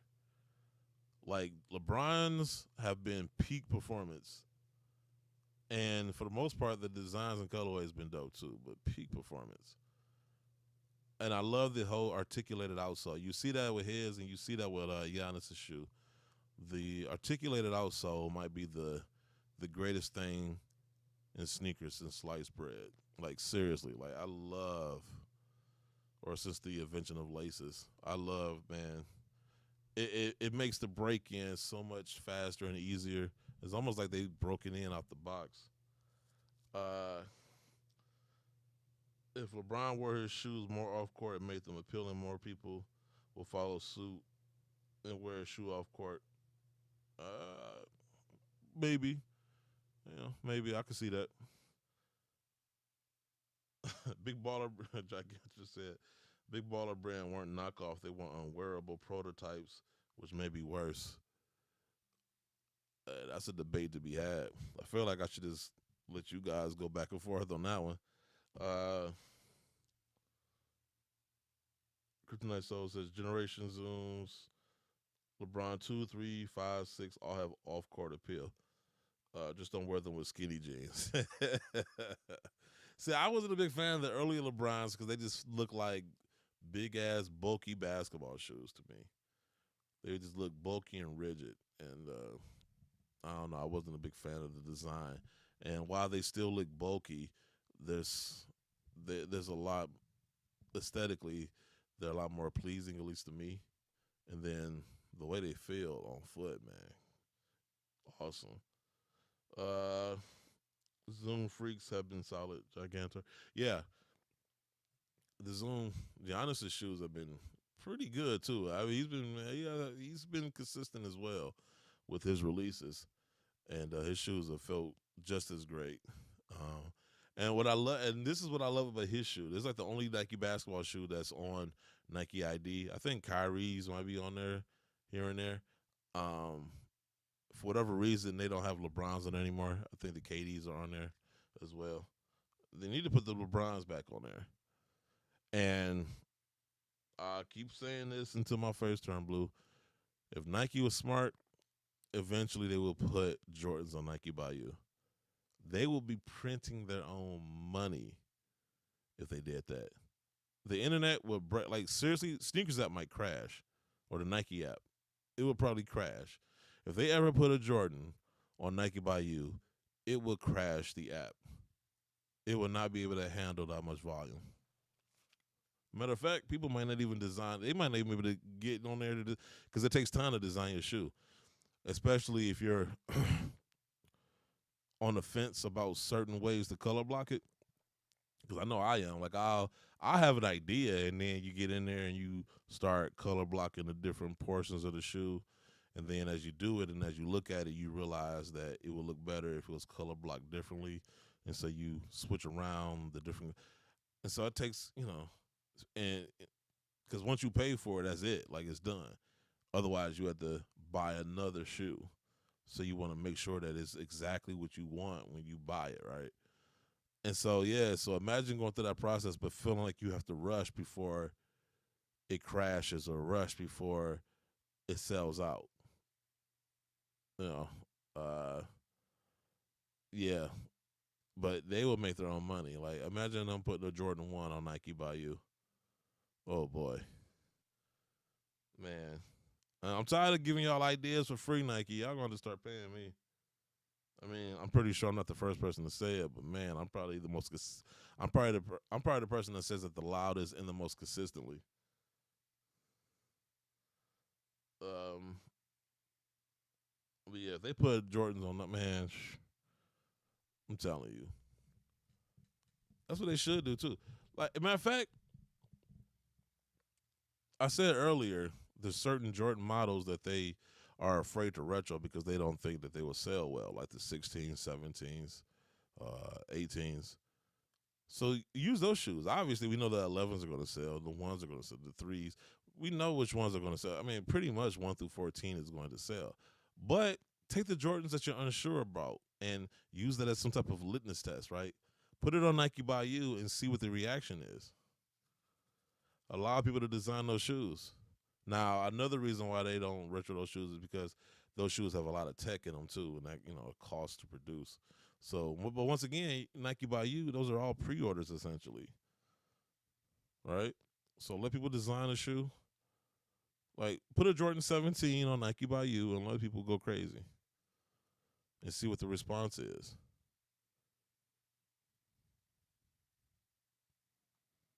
I mean, you make your money anyway. If you notice, a Nike by you is almost like what $10 more than what it retails for. Like if you do a Nike by you Air Force One, it's gonna be $10 more than a normal Air Force One. If you do a Nike by you Air Max 90, it's gonna be $10 more. So you're making money, regardless. Regardless, and I mean, in all honesty, it's direct to consumer because it ain't like it's gonna, you ain't never seen a Nike ID at Foot Locker, right? So that's all money in your pocket. Like, yeah, it's. Anyway, man, this is sheesh. I did 3 hours today. That's crazy. Well, anyway, this is another great show, man. I love. So this is what I love. I love going back and forth with you guys. This last 40 minutes or so has been great going back and forth in the chat. And hopefully, as I continue to do this, the chat only grows. We get more and more feedback and more banter and engagement and whatnot. But like I said, let me know what you guys think of the show. Let me know what you like. Let me know what you feel like I can improve on. Because at the end of the day, I'm doing this for y'all. And I want you guys to enjoy this show and enjoy what I'm doing. Otherwise, there's no point of doing it. And so, on that note, um, this is the Sneaker Box Morning Show. I am the African Caesar. I will see you guys bright and early tomorrow morning at 9 a.m. Eastern Standard Time. Until then, be safe.